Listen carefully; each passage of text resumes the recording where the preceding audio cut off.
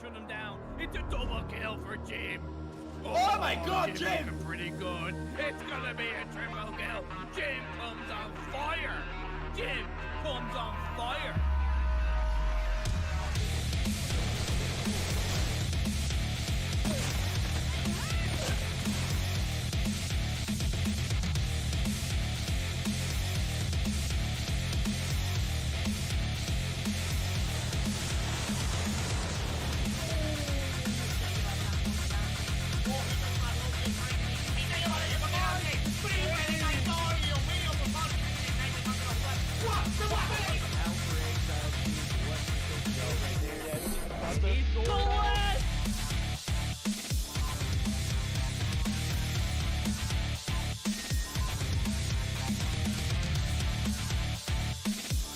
Right angle, but couldn't land the shot. The dark scope, the two-piece!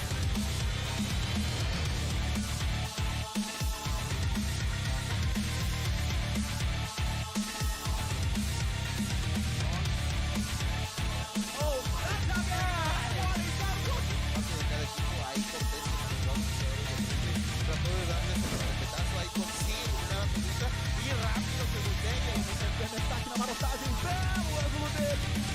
For him, he's gonna be able to take out. Oh my God! Oh no! He was down to 1 second on the clock. Já pegou bala na cara do Master. O Almairinho vai tentando fazer o primeiro.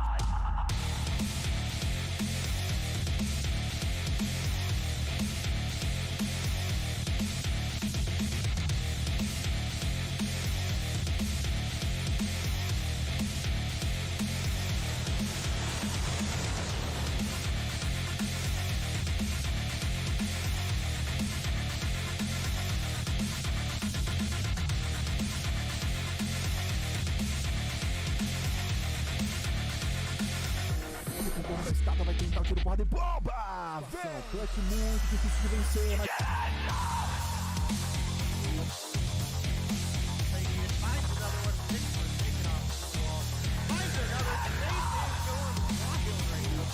Square on the body that you hit. He no-scoped Raballo right there. He no-scoped.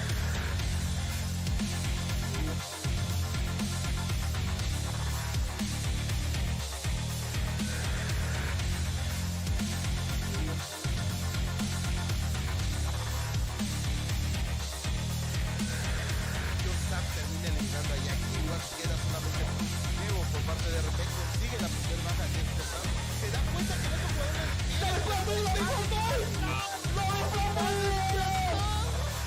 ¡No!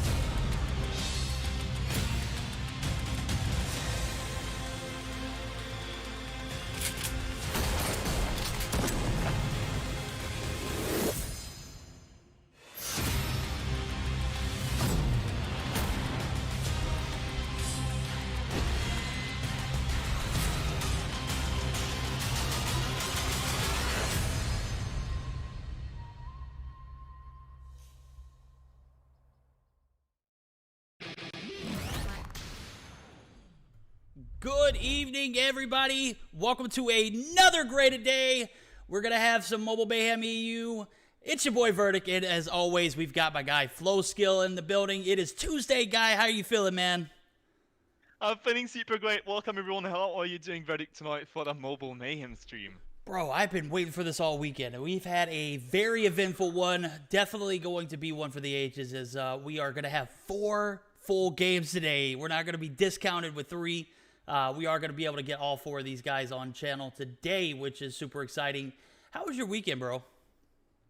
My weekend was incredible, amazing. I was so excited about coming back in this Mobile Mayhem stream for tonight, and I'm actually excited for the matchups we do have. We're going to see as the last matches of tonight a team that has just merged, the BK ROG eSports. I haven't seen them playing on Thursday, or maybe I missed them on the stream, but I'm really excited about all these matchups that we have. Especially, I'm going to be honest, the first one, because there's a bit of a suspense behind it. Maybe you can explain it to them.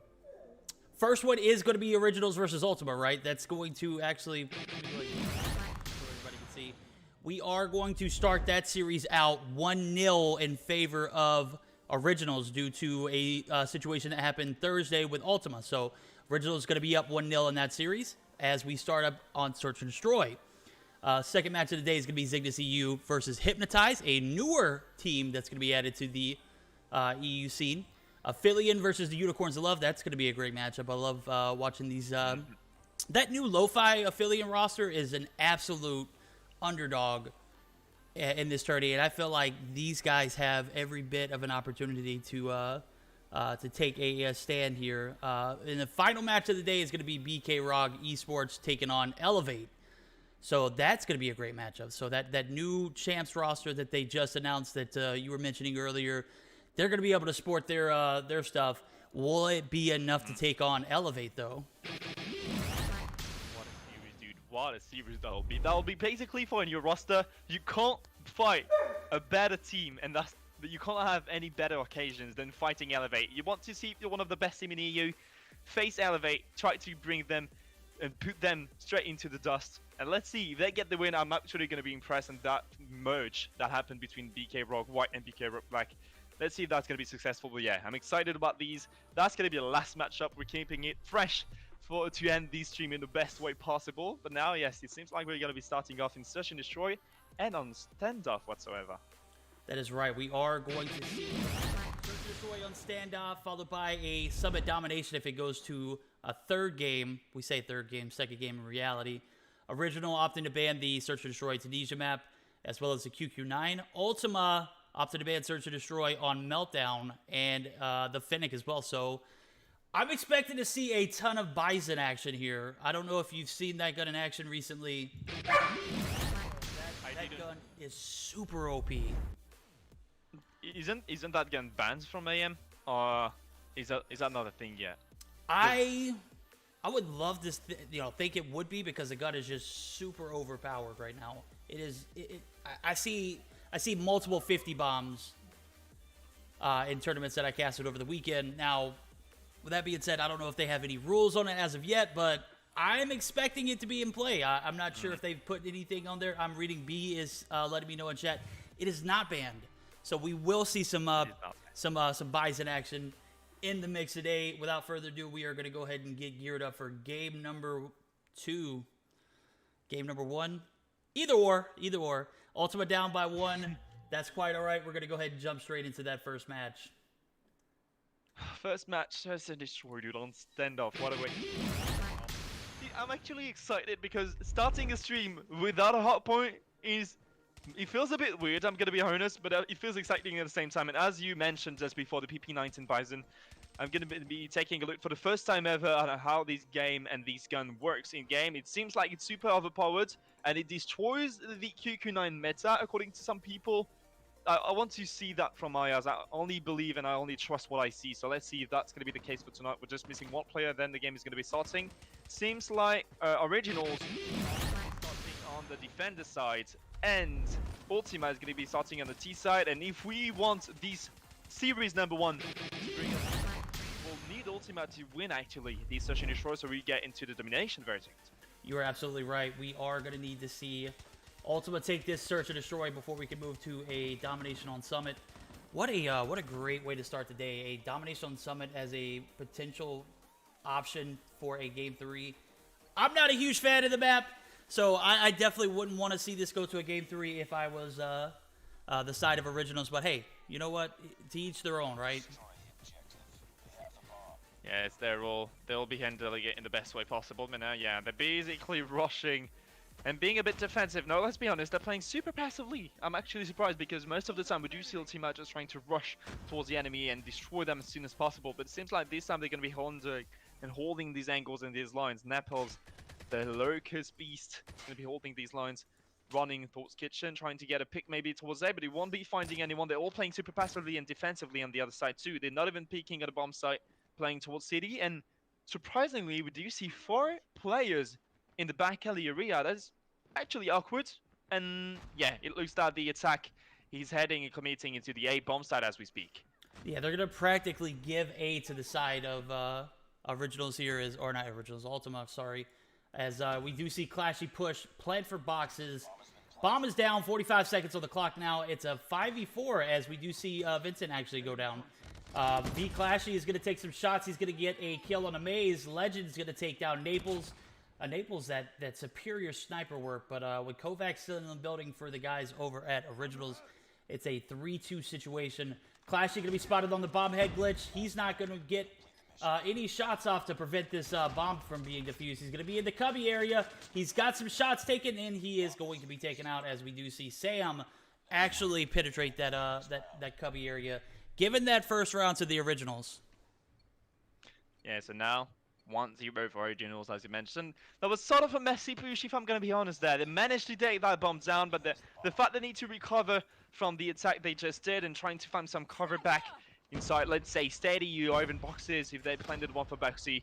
I think that was a bit messy from the side of Ultima. They could have done that better, but now, as we speak, going for a 1-for-1 trade. The bomb is being planted towards A, and here we go. 45 seconds remaining now on the clock to play with. 4 Originals that are going to be trying to get that defuse and at least take every single enemies down before touching that bomb. But it's going to be a messy and a hot situation to go through now, as we do see Pana is going to be handling the entire kitchen and boxes area. Clashy sitting by the bomb head glitch, literally, but Legend is going to pick one down with the SM10, trying to push forwards. Clashy with the head glitch gets one, gets two. Legend as the last player standing on the side of Originals, pushing straight into the side of Pana. Got Clashy covered, and that brings the game back to a perfect tie, 1 round for each team.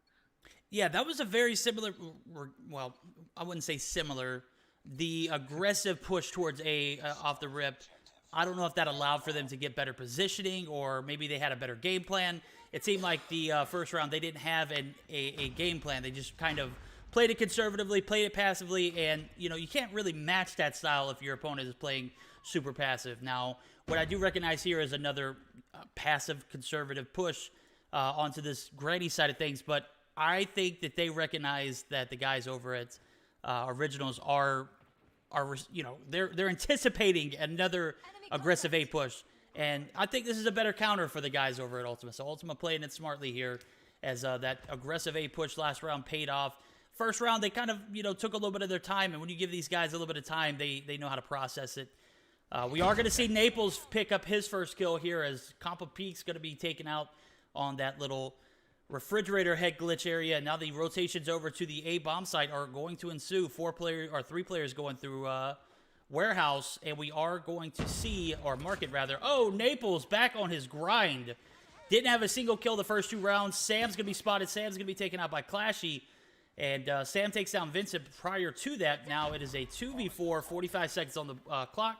Naples try to peek this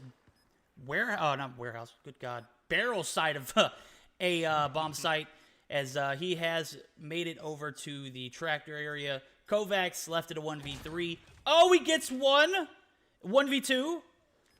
Clashy going to be on the other side of the barrels here, and oh my, he peeked right as Aether was actually peeking in and out of the barrels.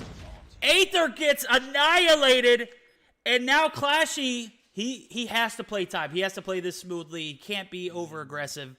7 seconds on the clock. Can Clashy prevent the bomb planted? Yes, he can.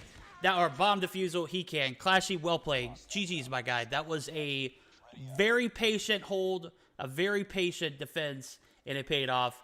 Because Kovacs was going to make you pay if you peeked it too early, my guy. I guarantee you he would have made you pay. Yeah, but Clashy actually played that super smartly, and we can see that on the kills counter board, on the skill call board now. He's having 6 frags, and that clutch was actually not that hard for a player of these level, because, you know, Clashy has been popping off a lot of time. That's the player I'm talking about. Yeah, he's been playing Singularity before they disband. So basically a top 3 player of the last gems, and dude, Clashy is just still so good with the AR all the time. That guy is a reliable teammate to play with, and still in the same advantage now. 5v3 in the favor of Ultima again. Makes it as easy as that in the 1v5 for Maze to play for. It's going to be hard, but Clashy is going to find him. We were talking about him earlier on. Now they have a 2 rounds gap between Ultima and Originals. Sounds good for the side of Ultima and Originals. They might need to step up their game from now on, just so they can close and wrap this series up in a 2-0 for them. Yes, indeed. Ultima up 3-1 at the moment. Originals starting off with a game under their belt before they even had to play. Ultima has every opportunity. They had a very nice, unorthodox B push. In my opinion, I felt like that was something you don't normally see in a competitive scene. They did it and executed very well. Now they're going to send full send back alley, and that's going to put Clashy out in a vulnerable spot. He's going to be spotted to take it out.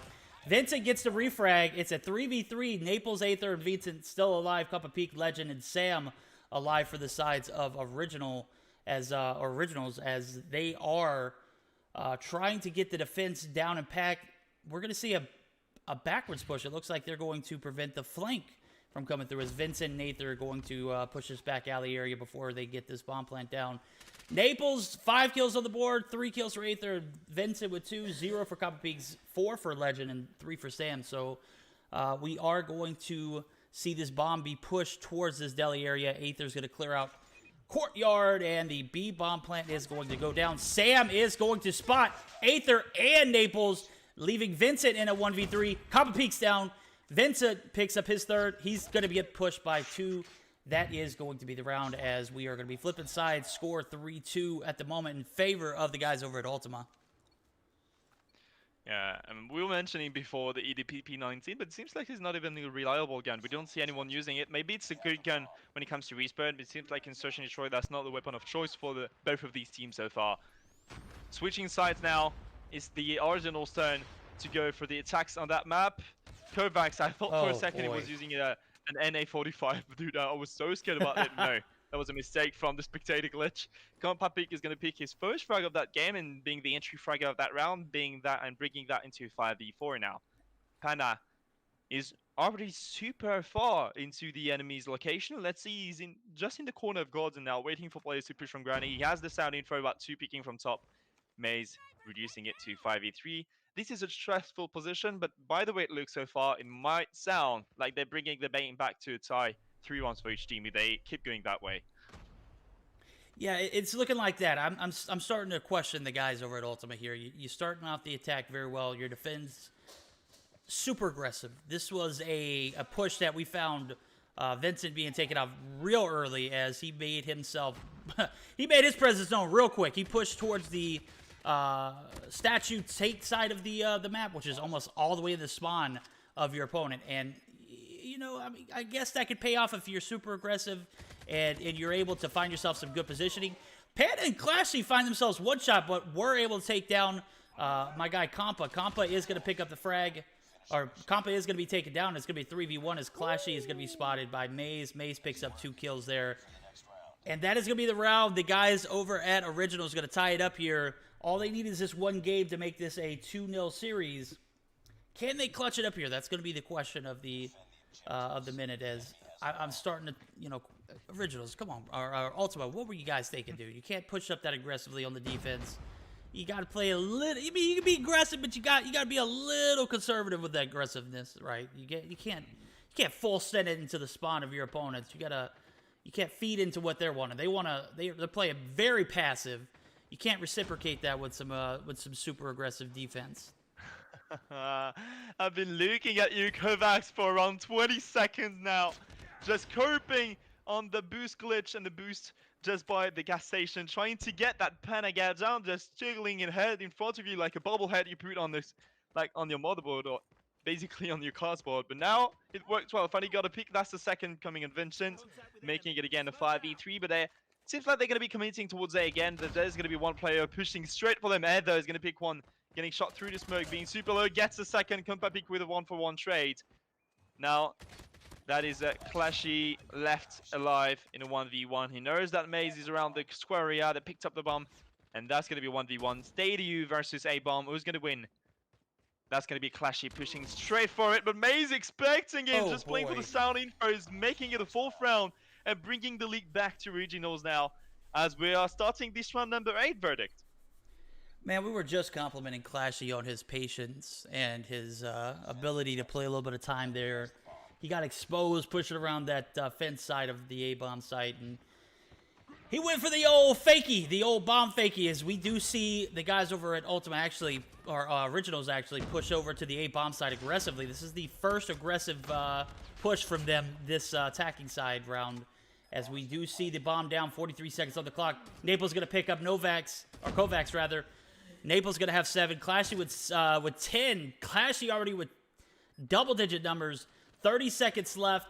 Sam is the only player alive for the side of Originals. Sam's going to be taken out. That could have been a decent push had he been able to get at least one of those there. But bomb is going to be defused. We're going to be back tied at 4-all going into this 9th round. And this is making for a suspenseful one. We've seen aggressive play from Originals that last round. Will we see it again? And all we've seen from Ultima is aggressive pushes from the defense side. This is not something you know typically see in a search and destroy from a team who, you know, from a game that's this close. So continuation of this aggressiveness is going to happen as we do see Panda get taken down, jumping up into that Granny's second story. And we're going to be in a 5v4 situation. The guys over at Originals on the brink of 2-0ing the Ultima staff. Can they do it here, as we do see Sam pushing through this back alley area all the way through top blue, all the way through bottom blue, and we are going to see the push over onto the A site be retracted, and they are going to be forced back in the deli, as 3 players for the side of Originals are going to be in this deli area back and forth. It's like they don't know exactly what they want to do here. Kovacs going to pick up a big trade there, taking out Naples. Kovac, I see you, guy. 5 kills on the board. B-bomb plant's going to ensue. 45 seconds is going to be put back on the clock. The guys over at Ultima is, they are on the clock here. Yeah, I was looking at Kovacs just coping this on Maze. He's doing such an amazing work so far for the side of Originals, picking up his double-digit number of kills. So now Heather is going to be taking 2 down the Geek spray with the MP7.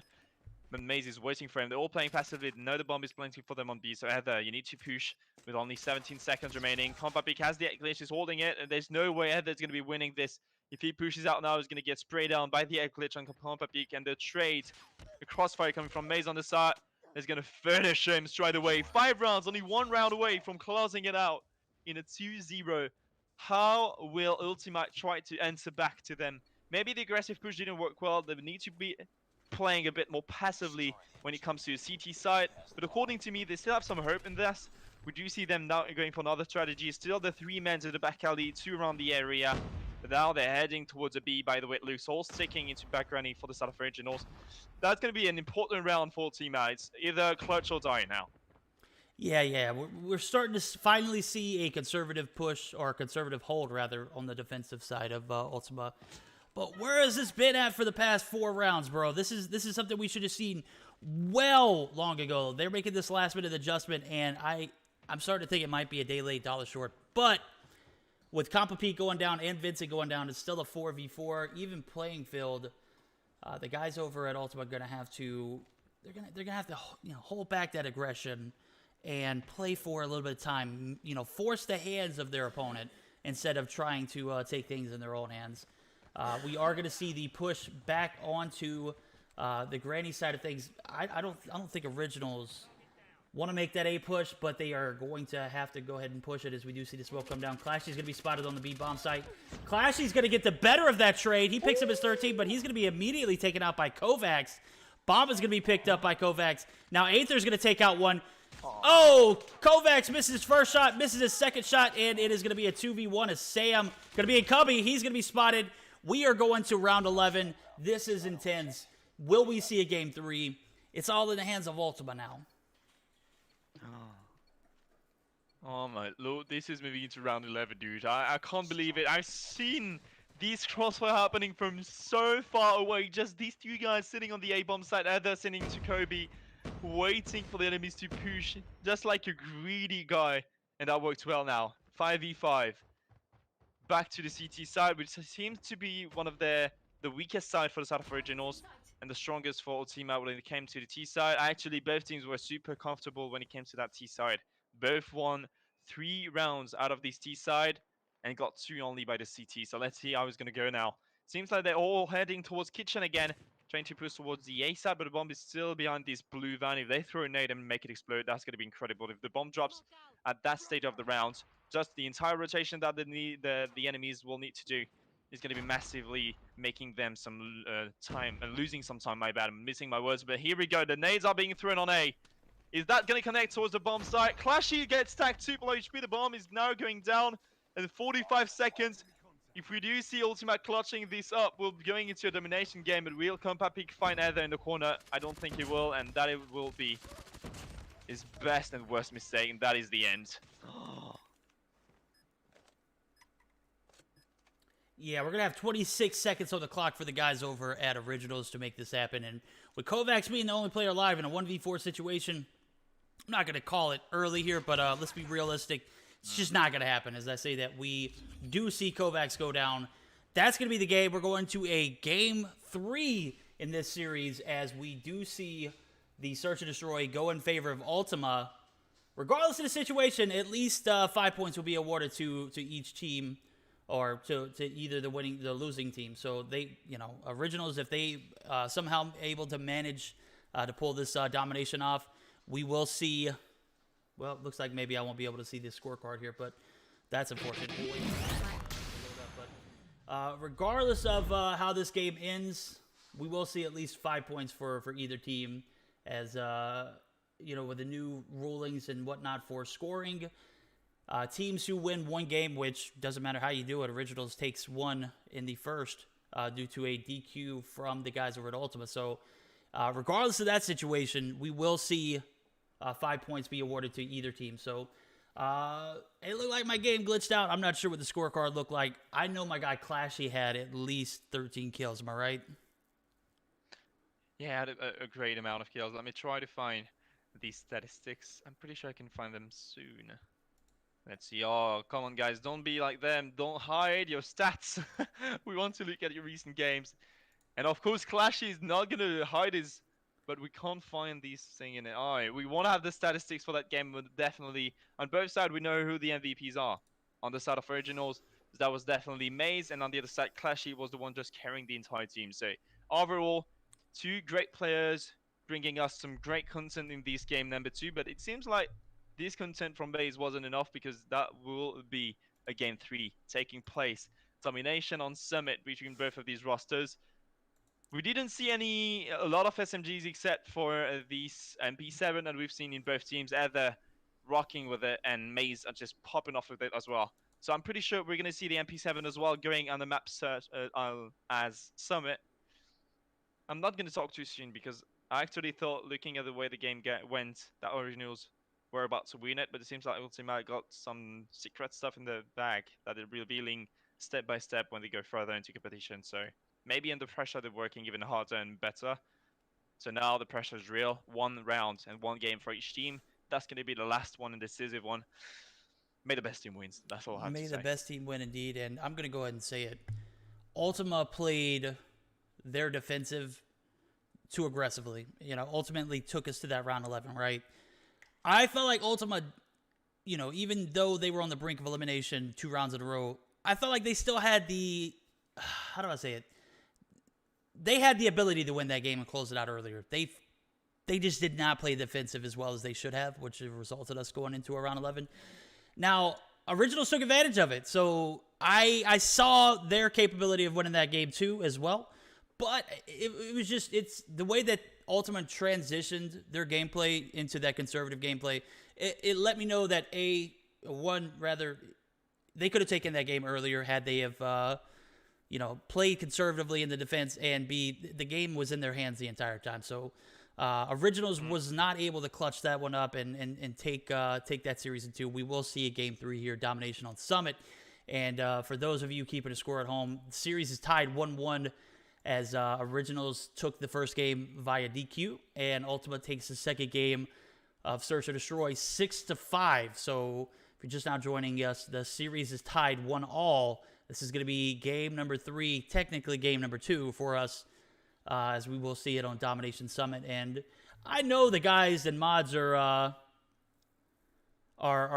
kind of like stressing this one, because I don't believe anybody was able to get screenshots of the final state or the final scorecard. As we did take a look at Clashy's recent games, he does not have his stuff blocked, and I didn't see it as a recent game, so that therefore it lets me know that the scorecard area of these screens were glitched. So I think everybody was forced out of the lobby there, and we will be getting geared up for game number 3, Domination Summit. Chat, let me know, who do you think is going to take this one? Is it going to be the guys over at Ultima? Is it going to be Originals coming back after a Search and Destroy loss?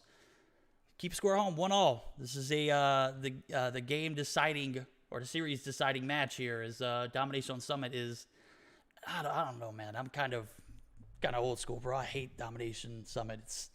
It's just toxic, bro. It's just so toxic. Is easy to cap off. C, you're at a risk of losing your site at all times, especially off off the beginning of the round if you are spawning there. So what are your thoughts as I'm telling everything I know about Domination on Summit and how toxic it can be?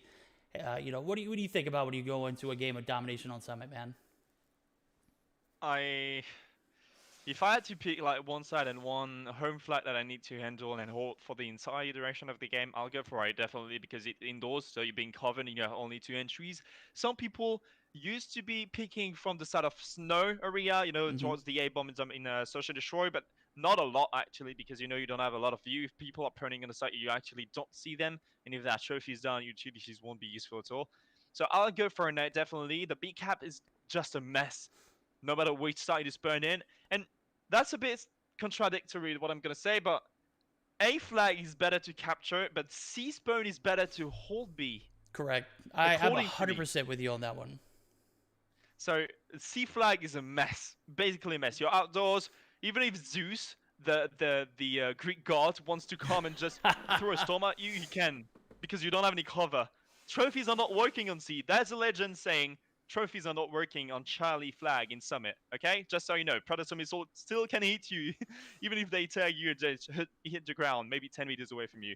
So C is a disaster, A is fine, B is World War I, basically. So I would go for an A flag, and if you think you're comfortable enough to just control top mids, if you control top mid, actually you can go for a B, but you need somebody.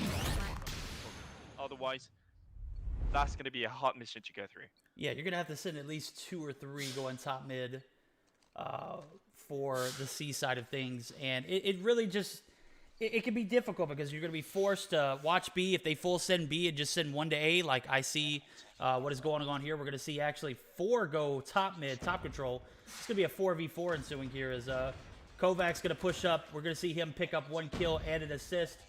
We are going to see the B bomb or the B dom site be pushed initially by the guys over at Ultima, but they are going to be denied 2 times in a row. Maze and Kovac's going to tag team here.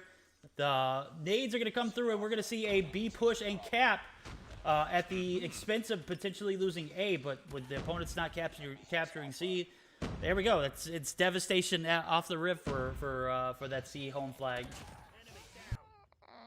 No, it almost got captured though. Kovacs managed to get Napaz down, but Napaz just got 2 of these MP7. They're heading towards these A. They do have control over A, so basically A on flag has been capped. C is being captured really fast because they have a great topping control. We were mentioning it just before the game starts.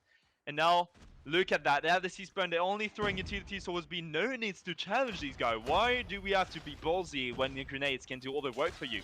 This is the way And the game started going forward, and Apaz is getting tapped from behind. They're finally stepping into B, and that's going to be a B cap actually for the side of Ultima, bringing the game back. They're being leaded by over 10 points now, but it's only the beginning, because guys know it's not over until the game says it's over. And now there's sort of great hope as you do see Ultima going back for a double cap, and B is still being contested by the Saf Originals. Double cap gonna go back in effect. No, Slow has to get on the the Dom site. He is going to get the B cap, but it might be traded instantly as I see Naples gathering up a little bit of strength here. He's gonna need at least one more player on it. He does get one more player. Pana pushes out. That's okay. He was preventing the rotations over. And now a BC hold in favor of Ultima, and it's, you know, we'll just continue to go and trade back and forth until this game's over with. Because, this, like I said, this map is so toxic, it doesn't allow you to hold properly. It doesn't allow you to set up properly. You know, you can have top control. That can be taken in a matter of seconds. You can have A control. That can be taken in a matter of seconds. B, forget about it, bro. I think it's been traded like 3 times already now. As C is going to be pushed by Maze. That's probably going to let up a little bit of pressure on the B side of things. And I do see a B cap come through. And now a C and B hold are going to come through for the guys over at Originals. And I'm seeing Naples spawning in the A side of things. So back and forth, as I said, they're going to trade it back and forth until the end of this game. And it's at the moment, the favor is going to be in favor of the guys over at Originals, as we do see them with a 3-point lead, 4-point rising. But that's, as you said, it's not over until it's over, right? It's not over until it's over, and so far does look great for the South Originals. They were losing and they lost the Search and Destroy, so they have a bit of a taste of revenge. They want to get their revenge now in this game, and it seems like it's working well so far for them. As they holding these B flag, 3 players are now stepping on it, so they really need to push towards it now. Compapic is going to get one. That is a Crossfire and Maze.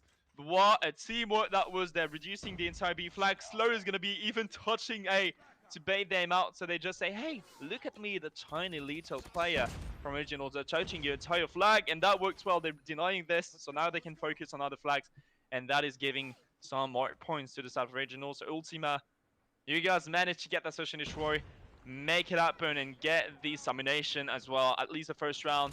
So you guys are starting the second one being comfortable. I got to note something here. You know, this is something that I see, you know, week in, week out. You know, there are a few exceptions to this rule, but usually when you have a Search and Destroy sniper, when they play respawns, they're not as great with regular guns. You know, the RUS I'm seeing Kovacs using. He is slaying out. Not only can he hit a shot sniping, but bro can rock a Russ AK-74U very well, as he has 16 kills. He's going to go ahead and pick up his 17th, 18th, 19th, denying the guys over at Ultima. This guy is a jack of all trades, master of a few, as we do see him rocking the sniper and Search and Destroy, and now rocking the RUS, aka or AK-74, not the AKA-74U, aka the AK-74U. you please avoid talking about Kovacs on stream, because in particular he cheers him up, and these guys just slaying as soon as we tell his name. So I think this is a cheat code that we just gave. We might be on GTA, but no, it's not working on COD Mobile. Let's see how they're going to be playing this round number 2. He has reached 20 frags. He's pushing straight, and 4 players actually pushing. That's what Please, fire from Kovacs. Please, we don't have to say his name anymore in the game. He just did it all. Don't say his name anymore. This is like Voldemort from Harry Potter. You can't say his name, or you're going to get spanked back. Oh my lord, Kovacs, you're out of this planet, dude. This guy's out of this world. He will be he who we will not mention any further. You know, furthermore, Jesus Christ, bro, Kovacs. Oh crap, I said it. My guy with the perfect concussion. That guy is rocking the concussion right. He knows what he's doing with it. They take that B site easily. They're gonna lose it here, and we are gonna see them gather it back. But you know, at the expense of you know, Kovacs, we're gonna need some support from you guys. Slow and Legend, bro. Come on, my guy. 4 kills. They're in the second half of this domination, and you've only mustered up 4 kills. He's got to be playing on some bad ping or something. I don't know what's going on. Something's just not going right for him. He might have to restart his game, because 4 kills is just not acceptable in a domination on Summit, bro. I mean, I could understand 10, but 5, bro? Come on. Come on, man. Legend is having a rough time. He's been performing great when it comes to that social show. It seems like, is that because Kovacs? And yes, I said his name. I did. Is that because Kovacs in that under the spotlight, Legend, that you're just trying to be not as bright as him, so you let him shine? Rise and shine, as Kylie Jenner said. And yes, I've just made a reference to Kylie Jenner in a current stream. What are you gonna do about it? You know what? We're going to treat it just like the Kovacs say. We just won't mention it again. As I say that, I do drop the name of he who we shall not say. Oh, he's going to go for... Oh, he got a little greedy there. There was 4. He didn't have the concussion that he needed. And we do see the A site be capped by the guys over at Ultima. They are down at the moment, but it's only like a 21-point difference. But Originals on the backs of the guy who we will not say his name due to... complications for Slayer, for legal issues, for for everyone's safety. We won't say his name anymore. B is going to be pushed, quarter cap by the guys over at Ultima. They are down by almost 30 points, and we're going to see he who shall not be named push out. Clashy gets the better of that trade. The concussion came out a little too late there, and I think it's because he was on a backside or the snow side of the map, and 30 points difference, or roughly 30 points difference for the guys over at Ultimate Originals, as this game number 3 is making out for some great content, as you don't normally see anything this competitive in a Domination Summit. Usually it's just a trading back and forth, and it gets a bit repetitive and a bit, I don't know, man, it gets a bit toxic. I watch these games all the time. This is not a balanced, in my opinion, this is not a balanced map for Domination. However, it is a OG classic one, so I will sit back and enjoy it. I will shut my mouth when it comes to talking about the map. The concussion hits for Ko as he picks up his 30th, and he's doing it on the backs of a RUS or the AKS 74U. I gotta stop calling it the Rust, bro. I know that's the OG name, but it's the AK 74U. Yeah, no, that's fine. Yeah, I just imagine you every time you're about to start a game on a Domination to me to say, I hate that map! Okay, now back to casting. As we love that map! That's exactly what it's like. It's like Hackney Yard. Hackney Yard's one of those unbalanced maps too, and Crash as well. Crash is not a competitive map, but if you've played Rank, Domination, that's terrible. Oh my god, if you've played Domination in Rank, you've played Domination on Crash, and you know what's up. You know what I'm talking about. All right, if you didn't swear while playing Domination Crash, I think you're a beast. Oh yeah. Oh, and with the addition of the NA45, imagine. I mean, I would not. Exactly. Nice. Yeah. We are going to see that lead transfer over to the guys over at Ultima, as they have managed to get another triple cap in the second half. My guy Ko just not going to be able to make it happen here in the second half, as we saw him pick up 4 big kills off the rip. Now they are down by 10+ points. That's going to be game. Ultima comes back from behind in game number 3. They take the Search to Destroy. They take the Domination. GG's to both of these teams, as we are done. That's going to do it for game number 3. Ultima is going to be your series winner. And Ultima are winning now. And that's going to wrap up this series number 1. It seems like the second match we need to get ready for is one of the newcomers into the Mobile Mayhem League, Zygnus EU versus Hypnotize. And this time we'll have a full series. Oh, voice crack there. A full series, Hardpoint, Search and Destroy, and Domination are going to be taking place. But what we saw there is just showing how strong Ultima can be working when it comes to games under pressure. And the fact that they managed to came back, even if the first game was actually super close, and even the second one we've seen, the Search and Destroy one went in until round 11, and this one was only a 20 points difference. Let's say no, even 12 points difference between both of these rosters. We see Napals being the MVP, just having 27 frags, and Kovacs, as we mentioned. Now we can mention it because he's not going to kill anyone in the lobby. Kovacs with 34 frags, just popped off. The main sniper, he's also a good SMG player, and that shows up some great skill behind it. Absolutely. I think he has not only some great game skill or gun skill, but just overall awareness, map awareness. He knew that there was going to be a B push. He perfectly placed that concussion at the beginning of the second half and was able to get all 4 of those kills on the backs of that AK-74U. 34-18 is not going to cut it, though, as we do see Naples and team Clashy, Vincent, Aether, Panna, all of these guys come through and collectively play as a team, ultimately taking the game. Ultimately, Ultima wins the series. So, guys, we are going to get geared up for game number, our series here. It's going to be the newcomers, as you just mentioned. Hypnotize going to make their debut onto the mobile Mayhem scene. They're going to be taking some very tough opponents in Zygnus EU, aka, or formerly known as XOXO. So before we do that, we're going to jump into a short little intermission as we get geared up and get all these teams in here for screenshot preparation. So don't go anywhere. We'll be right back.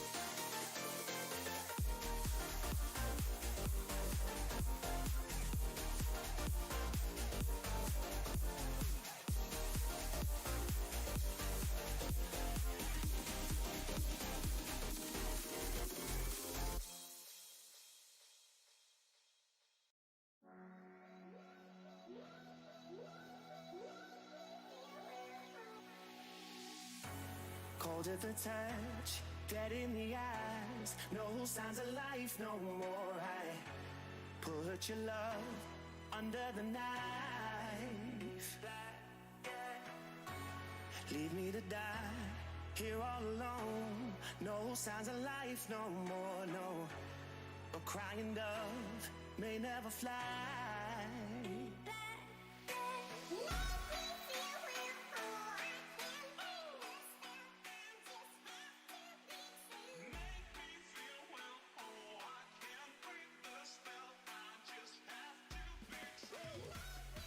We are back live, guys. Series number 2 is going to be Zygnus EU taking on Hypnotize, the newcomers to this mobile mayhem scene, as we are going to get geared up and ready to number 1 hardpoint firing range, as we are back live. What a first series, as that one went down to the wire, guy. We do not have any interviews today, so unfortunately we will not be able to cast anything for the interviews, but moving forward Thursday, we will have consistent interviews for us to spectate, and you know, everyone loves to hear from their favorite players, right? Yeah, can you tease us about who's going to be interviewed, or is that something you want to keep secret until the end? So actually, guys, if you have anybody that you think should be interested in getting interviewed, I made a post earlier today on Twitter, which brings me to my next point. Follow FloSkiLL and I on Twitter. It's at MSK Verdict for myself and at FloSkiLL974. Go ahead and drop us a follow. We got some great content on Twitter as well as on Trovo. Yeah, there you go. Go ahead and give us a follow, and you'll be able to stay in touch with us and let us know what you think of the Mobile Mayhem series and who you want to be interviewed, because ultimately it's you guys who we're trying to please. And as much as I want, you know, people to get interviewed, you know, I'm not going to be watching interviews like you guys. You guys are the ones who, you know, I want to decide that, because, you know, it's something that I felt like the community should come together and, you know, and have that opportunity to vote on who they want to be or want to see interviewed. I feel like there are a lot of missed opportunities when it comes to player interviews. And if you feel the same way, let me know on Twitter, bro. Let me know. Go ahead and drop me a follow. Go ahead and I make these posts, you know, all throughout the week.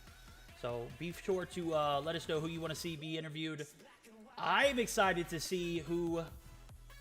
So we got a special interview on Thursday from a guy who was previously interviewed but now has a face cam. That's going to be Jim over on the Tragic team. They are not going to be playing today, but we will have an exclusive interview with Jim, COD Mobile, on Thursday. So be super pumped for that face cam, as his barbershop is back open. He denied me a face cam when we interviewed, but, you know, he will be back in action on Thursday. So interviews are, I feel like, a major part of our broadcast, and you guys are going to let us know who we're going to be interviewing moving forward. So drop us a follow on Twitter. Let us know who you want to see. Less about that, more about the series ahead. We are going to see a best of 3. No DQs off the rip here, so no one's going to have any advantages in that first game. Some map bans. Flo, you got that? You have that pulled up by chance? Because I don't think I have it pulled up. Let me read that for you. So, first map is going to be Hardpoint Firing Range. Second one, Social Dish 1 Standoff. And Domination on Summit as our third game. And aka the map and the mode. The mope and map combination that Verdict hates about the weapon bans. We do have Hypnotize banning... Hypnotize binding the QQ9. Zygnus EU binding the SM10. Without any surprises. And about the map bans, we do have Hackney Yard being banned, and Hardpoint by Zygnus, and Hardpoint Summit being banned by Hypnotize. So basically, you guys noticed that there might be the same map rotations for Search and Destroy and Domination, but there's Hardpoint this time. So it's a big, it's new compared to what we've seen before. I'm pretty sure if everything is ready, we can kick things off just so we get straight into the game. And yes, this is how it goes. We're getting into the game now. Hardpoint on Firing Range, and even if we discussed about it maybe a week ago on last Tuesday's streams, about the fact that this map is one of the most balanced one when it comes to Hardpoint, I'm still surprised and excited about how it's going to go. I am too. I feel like with the way that spawns are reacting on Hardpoint is almost unplayable on... It's definitely unplayable on some maps. you'll see a few maps actually competitive, and I feel like this is one of those ones that is a little more balanced than the rest. You know, Standoff is a good map at points. Summit is a bit, you know, on the edge, and Scrapyard just an absolute nightmare to play on. Scrapyard, Hackney Yard's still pretty playable. It could be a bit toxic in point 5. Point 2 is still a decent one to rotate on, and with the 3 and 4 being not really spawn related, but being more towards an open part of the map, I feel like Hackney Yard still makes for great content, as we do see the guys over at Hypnotize take an early push onto the point, but are going to be taken out rather easily, as Zygnus EU is going to go ahead and take the lead. They're up by 20 points going into P2 transitions. They are going to be continuing that lead, and they are going to be halted. So it's back and forth as P2 setups are going to happen. Leader with 5, Balance with 5 for the side of Zygnus, and Creed with 3. Leader picks up his 6th. The rotations for the guys over at Zygnus are going to come through. P2 starts now, and Zygnus is going to have the first takes. First dibs. Dibs on firsts as P2 transitions were made. I don't know if you noticed, but from the beginning of the rounds, since the beginning of that game, we've seen 3 different players. I think that's on the side of Zygnus. Zygnus is on the blue side, right? Oh, is that the opposite? Yeah, no. Opposite. Yeah, Zygnus, no, okay, opposite. So basically, it's Hypnotize on the blue side of the map. And we've seen Greek, Draka, and Raptor all going for the PP90 Bison. It seems like there was a list for them with a box that you can tick or untick. And as soon as they picked up the PP Bison, they say, okay, we can't get any kills, untick that box, let's switch into another meta. Okay, Fennec is not working out, let's switch to DRH, and DRH is still getting massively destroyed by Zygnus players. So I think they're going through tough times. Seems like Zygnus is overpowered tonight and just on a great time, having a great session. So I hope that Hypnotize is going to be able to fight and answer back, because I know how good of a potential. Whoa! I'm stuttering. How good of a potential they do have. You can have all the potential in the world, but if you're not able to translate that into a well-executed gameplay or game strategy or game plan, it's just not going to work out. Hypnotize finding themselves in a 70-plus point deficit, 80-plus point actually, as they make their way onto this trailer portion of the map. They do get a break, so there's that potential being able to come through for them, as we do see a final break for that P3 transition and trailer. How long will they hold it, though? As I do see a decent amount of gun skill kills there, as Greek picks up one. Draka is actually going to make some rotations. The RUS, aka AK-74U, is going to be the gun of choice for him. He's not going to be using that PP-19. No one, as a matter of fact, other than Greek. Greek finding his 5th. He is going to be stunted, as the guys over at Zygnus do make their way back into the trailer and are able to steal the last 10 points of that P3 transition. Battle for bottom wood is going to occur, and off the rip, the guys over at Hypnotize are going to have an initial hold on it. Will they be able to maintain? That's the question. As I do see Greek peek it out, they are not going to have anybody in the hill. Balance is going to be there sneakily. Balance picks up his 13 as he's rocking the Fennec. He don't care about the PP-19 meta either, as he is just absolutely slaying with the Fennec at the moment. Picks up 3 big hardpoint kills. 3.5. He gets the assist, and we are going to see the guys over at Zygnus EU continue with their lead. And if they continue with this kind of dominance, we won't see much of a hardpoint game here. It'll be over before it even starts. Yeah, come on, please, Zygnus, don't be selfish. Give us some game length and some content to cast. Seems I've seen Genius just pushing towards the top blue as soon as the Hypnotize roster got control over it. How big of a hole in defense there was for the side of Hypnotize, because he managed to go through every single enemies, just go past them, jump on top of Woods, get 2 kills, and just retake the entire site almost on his own. So basically, there's a massive mistake coming from Hypnotize. I'm pretty sure they can step up and bounce off it, but now it seems like they just want to control trailer and not really focusing on getting these points out of sandbags. And that is a mess, because we do see Feints taking control of a trailer again, as easy as that and as quickly as that. So basically now, even if they're holding this, they really need to be a bit more consistent on these gunfights, win a bit more of them, and try to run as a team, because they just all trying to go single-handedly, retaking every single hot point, but this is not the way it works, my dudes. If you don't work with your teammate, it won't work at all. Yeah, that's that potential, you know, not translating into actual, you know, OBJ points. That, you know, they have the ability to do everything they, you know, they can to actually execute and win here, but the fact that they are not able to, you know, execute on their game plan or even remotely push as a team onto the hill is going to result into them just dying off and feeding their enemies, as we see Leader now with 23 kills, Balance with 18, Creed with 16. 3 is going to be the only player that are going to be able to contest in that kill department. But I mean, if you're not having your team work with each other on breaking these cells, it's just not. It's going to be a long day in Hardpoint. You know, ultimately it's going to be a short day because the game's going to be over well before it even starts. But if you can get that kind of synergy, kind of teamwork that our guys over at Zygnus EU are just, you know, what's the word I'm looking for? They're absolutely in sync right now, as we see 2 players on the hill, 3 players now as Genius makes his way onto the point. Creed gonna be on the outside gatekeeping. This is the kind of energy you need from a team. This is the kind of coordination, communication, and we see 1 by 1 Raptor comes through. Raptor is gonna get lasered. That's that 1 by 1 mentality that's not gonna work out, especially in Hardpoint. It'll definitely not work out in Search and Destroy either if you don't have the right kind of communication or team ability. You know, it's not going to result in a W. We see Greek and looks like, I'm not sure who that was with him, but they do tag team on 1 kill. But can they get into this trailer Hardpoint? This could be it for the guys over at Hypnotize as they make their debut onto the mobile Mayhem scene. We're going to see Balance get taken out via the window of trailer, and that might be it for Hypnotize. Okay, big kill for Draka. I see you. He is inside of this little table head glitch area. He takes out 1-2.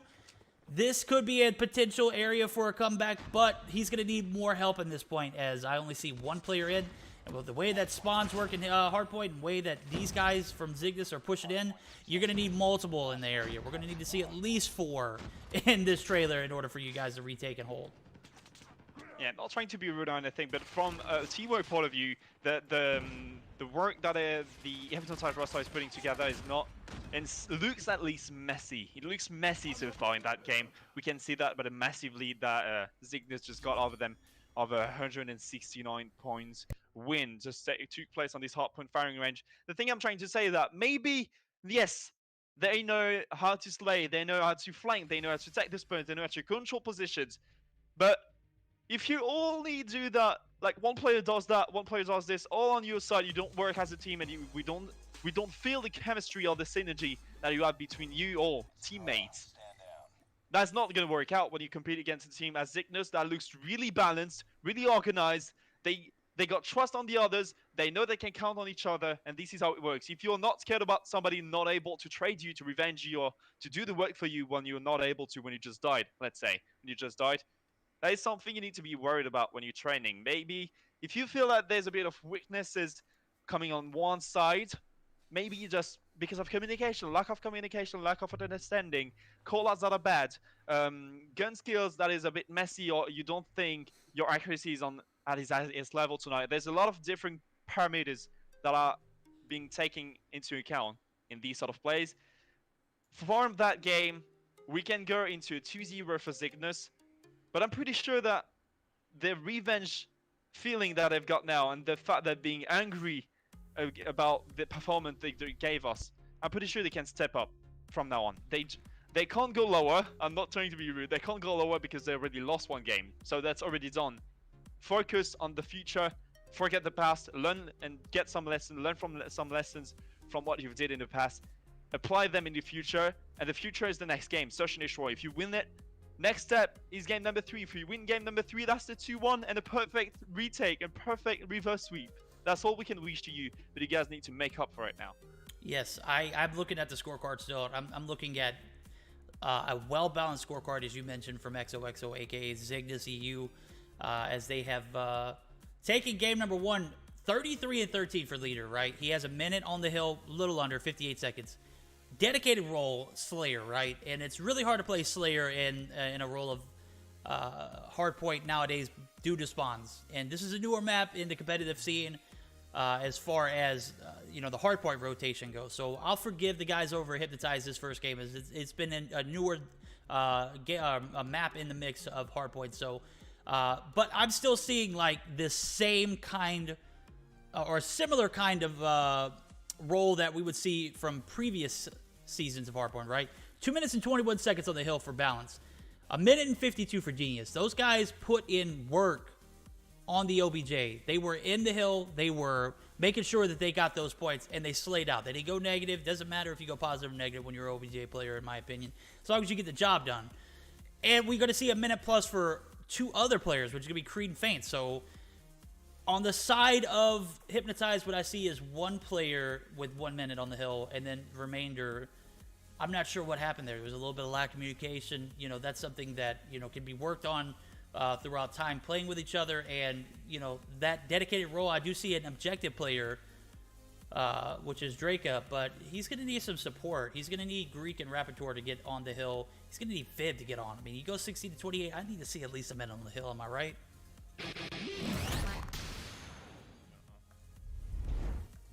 That's what I was going to summarize this game. Number 1, Messi on the Hypnotize side looks strong on the other side, because the OBJ you just mentioned, balancing Creed, were the 2nd and the 3rd on the scoreboards on the side of Zygnus. 24 frags, 23 frags.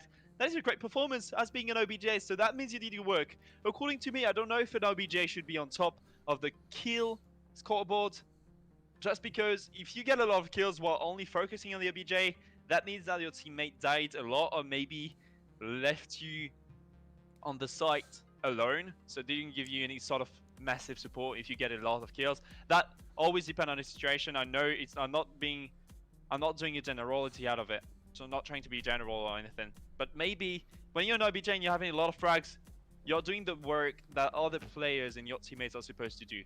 So maybe this is what was missing on the side of Zygnus. That's the only reproach I could have made about it, but everyone's laid out. They all just had fun in that game, let's say it that way. They just had fun playing against Hypnotize. Hypnotize tried to do their best, finding the meta that was fitting the enemy's game style the most. We've seen them switching from QQ, not from a PP Bison to MP7 to DRH to Fennec. Maybe they need to find a way to defeat the enemies, and maybe this Search and Destroy game, and it's not even maybe, this Search and Destroy game is their last occasion to do so. This is their time to change things up, and if you have anything left in the tank, which we just started the day, bro, I hope you have a lot in your tank. You need to pull it out here on the Search and Destroy, and what better way to do it than to play a Search and Destroy on Standoff. So Standoff, one of those OG maps, one of the ones that if you've ever played in any form of scrims, you know that you play Standoff S&D. That's an easy pick. You should have a game plan. You should be able to execute. Doesn't matter how long you've been playing with each other. This map is one of those ones where you already know what you're doing. You already know where you're going to go. You already know what style fits you best. Can we see the guys over at Hypnotize bounce back? Without further ado, we're going to go ahead and... You're jumping in.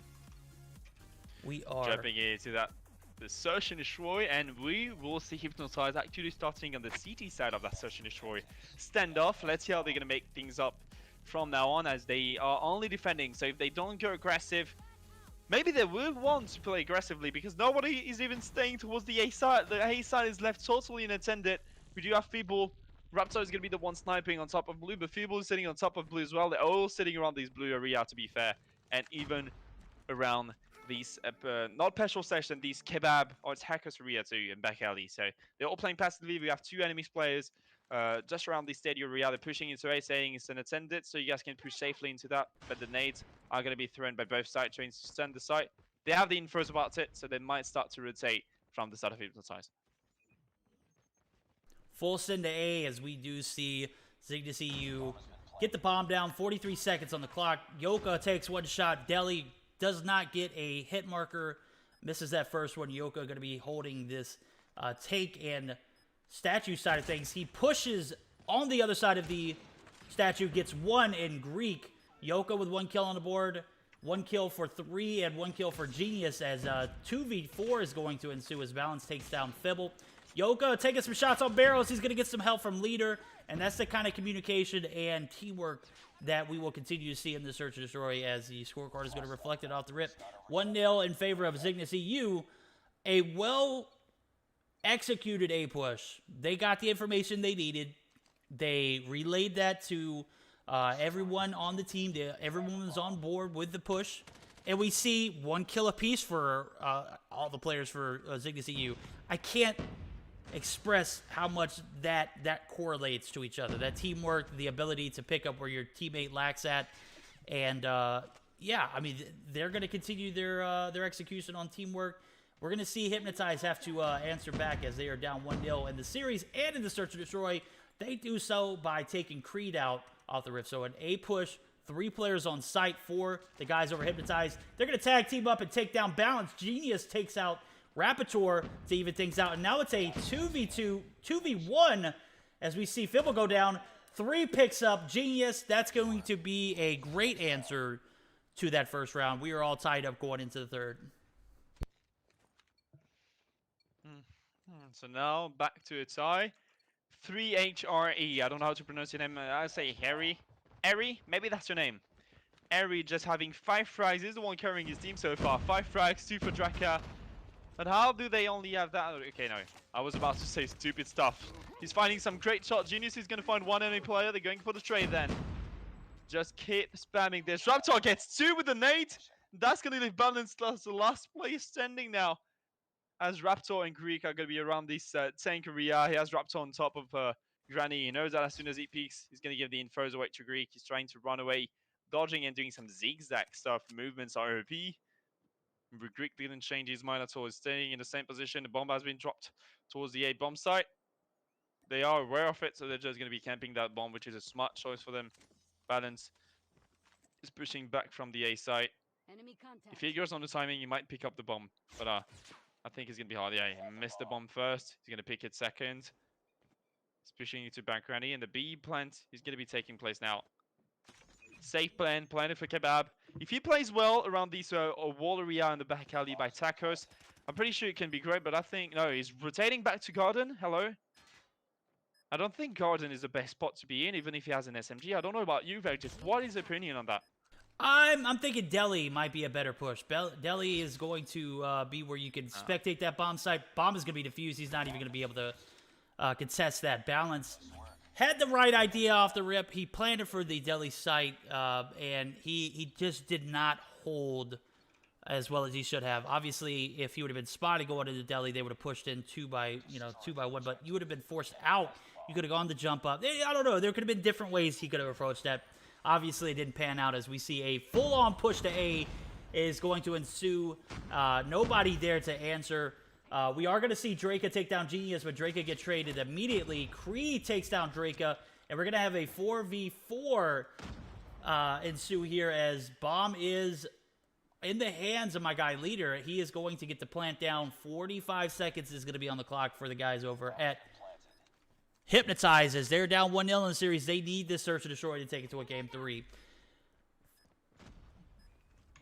They'll need these Game 3. There's already 2 rounds for the side of Hypnotize. They know the bomb has been planted. Greek is making up some work with Leader, and Yoka just coming back to slap back again and to answer to that guy. Oh, sounds like Leader and Creed are both super low HP now. They'll be playing around this area again. That is a mess. That is horrible to watch it.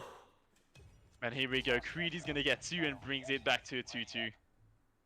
Well played by Creed. He picks up the PP-19. Actually, he is rocking the PP-19, the Bison, as his main here. He has 4 kills on the board and easily beams 2 with the ammo capacity being 64. You can just spray and pray, dude. It's like a lightweight LMG. It's like a SMG version of a LMG. So we're going to see 1 kill go down from Balance as he takes down Greek. 5v4, 5v3 now as Genius takes down. You said it was Eri? I said it, Eri. Maybe it's mispronounced. Well, I mean, it looking a lot like Eri going down there at that particular moment. And now what was looking like a promising Search and Destroy for the guys over at Hypnotize turns into 2 straight rounds going in favor of Zygnus EU. And I'm not being biased here, but Zygnus EU, as long as they can be consistent here in this Search or Destroy, they're going to need Yoka, the main sniper, to step it up. I don't see them having a challenge in this Search or Destroy. Hypnotize, if you're out there, change my mind. I want to see a Game 3. I need to see a Game 3 from you guys. You're making your debut. I will forgive that hardpoint performance if we can get a Search or Destroy follow-up. Now, we are going to see Greek go down 5v4 ensuing. Yoka immediately on the A bomb site, rocking the tractor head glitch. Hypnotize going to be down another player as Yoka gets the jump shot. 2v5 could be a flawless round. Balance actually ruins that, and we're going to see a 4v2 now as Genius takes down Airy. Fibble going to be left at a 1v4. He's going to be spotted and take it out immediately. Yoka picks up his 4th kill.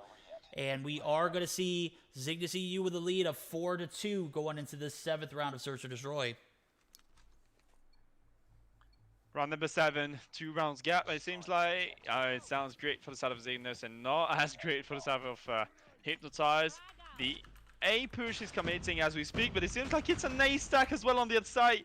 Creed is going to get Greek down. They're all pushing into it, but there's somebody by the egg glitch, and what a missed jump coming from them. Genius is going to find another. Raptor finds a bullet. Harry got traded, and Raptor is the last player standing, trying to throw that nade towards A. Get some massive damages done with it. He's not going to find anyone though. He sees somebody by the broken wall, taking the pistol out, is being pushed on the left side. Connects the first bullet, misses the second, and Leader won't miss that occasion to shoot him down. 5 rounds for Zygnus, 1 run off this 2-0 Raptor series. As I say that, I do see Jim come through. Jim with the 6-7 gifted, actually. No, actually, Kev comes through and gifts us up to Jim. Kev, Jim, you guys are absolutely amazing. I appreciate it, guys. 5-2 here as we do see match point for the side of Zygnus EU.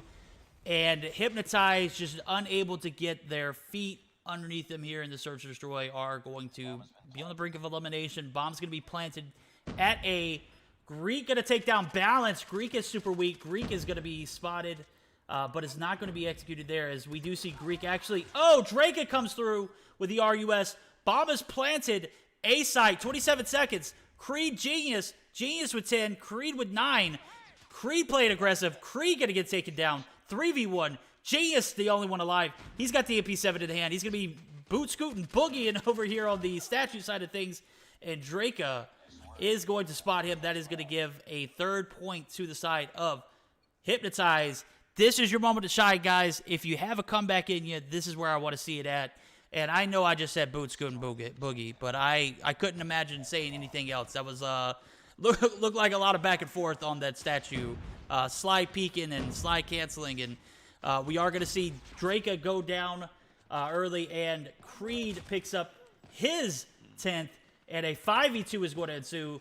Raptor picks up his 7th kill. He spots Creed coming through the bottom part of this market. Wow, what a round. Creed gets the better of that. Greek goes down.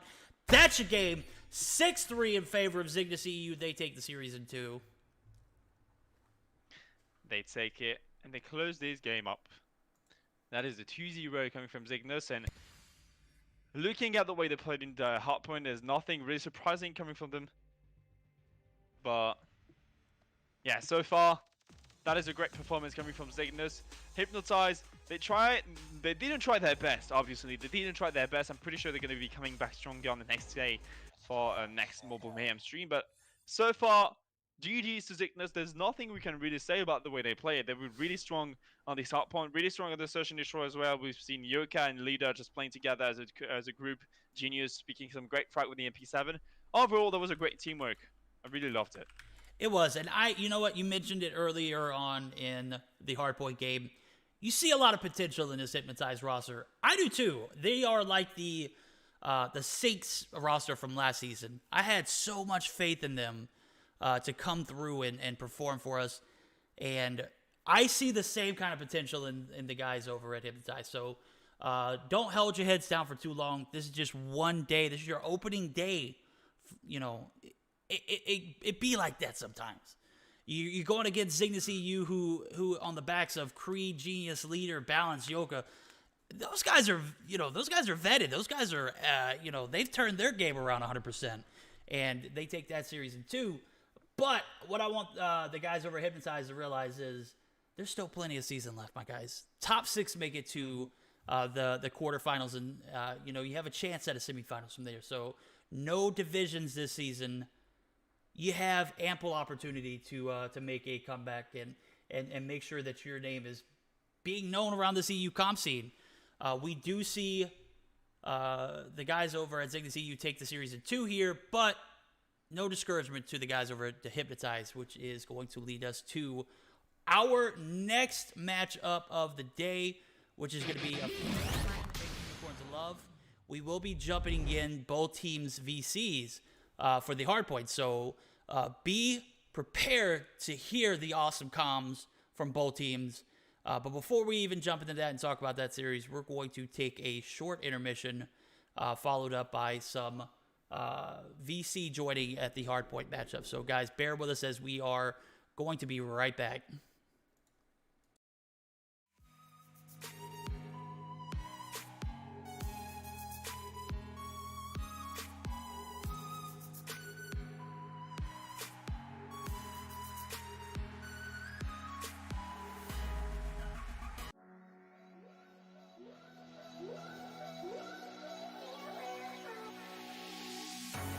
Cold at the touch, dead in the eyes, no signs of life no more. I put your love under the knife. Leave me to die here all alone. No signs of life no more, no. A crying dove may never fly.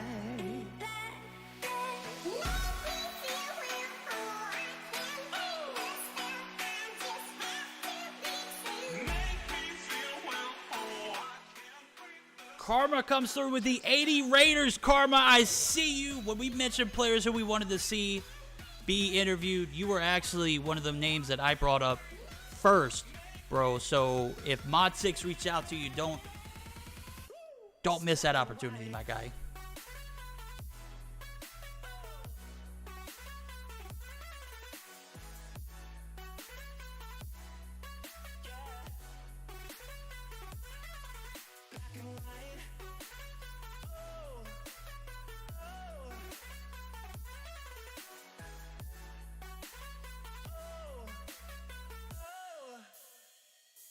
It's black and white. No more, baby. Love, no more, baby. Black and white. No more, baby. Love, no more, baby. It's black and white. Just let me go, it's only right. For all I know, it's only matter. It's calico, it's black and white. Just let me go, it's only right. For all I know, it's only matter. It's calico, it's black and white. White.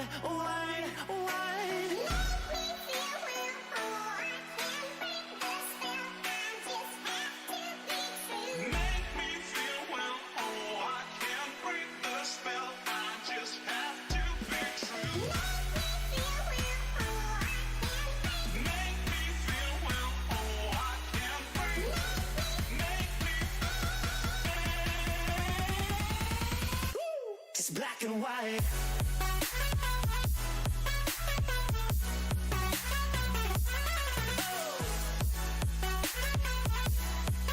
Yeah.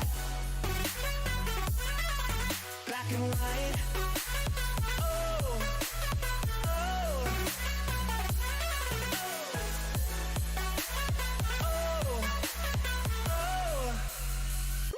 It's black and white.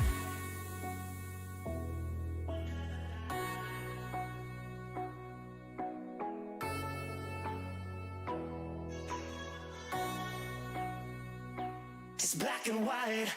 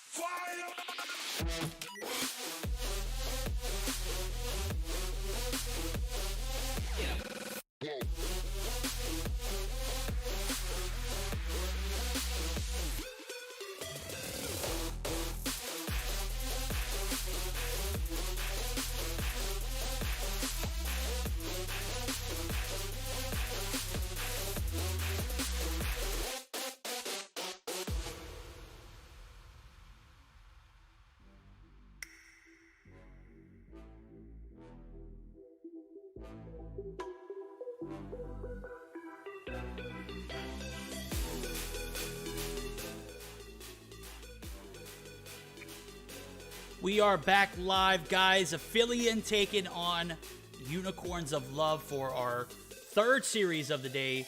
And Spy came through with the 20 Raiders. Unfortunately, I read his chat. He is not going to be playing tonight. Sadly, that stinks, bro. I was looking forward to seeing Spy put on a show for us. We won't be able to see it as they are going to be our fourth and final series of the day. Have no fear. We have a great one ahead of us with Unicorns of Love and Aphelion, who we will be able to reach out and get into the VCs of both of these teams. So, speaking of this game ahead of us, looking at the best of three, what do we got on board, Flo?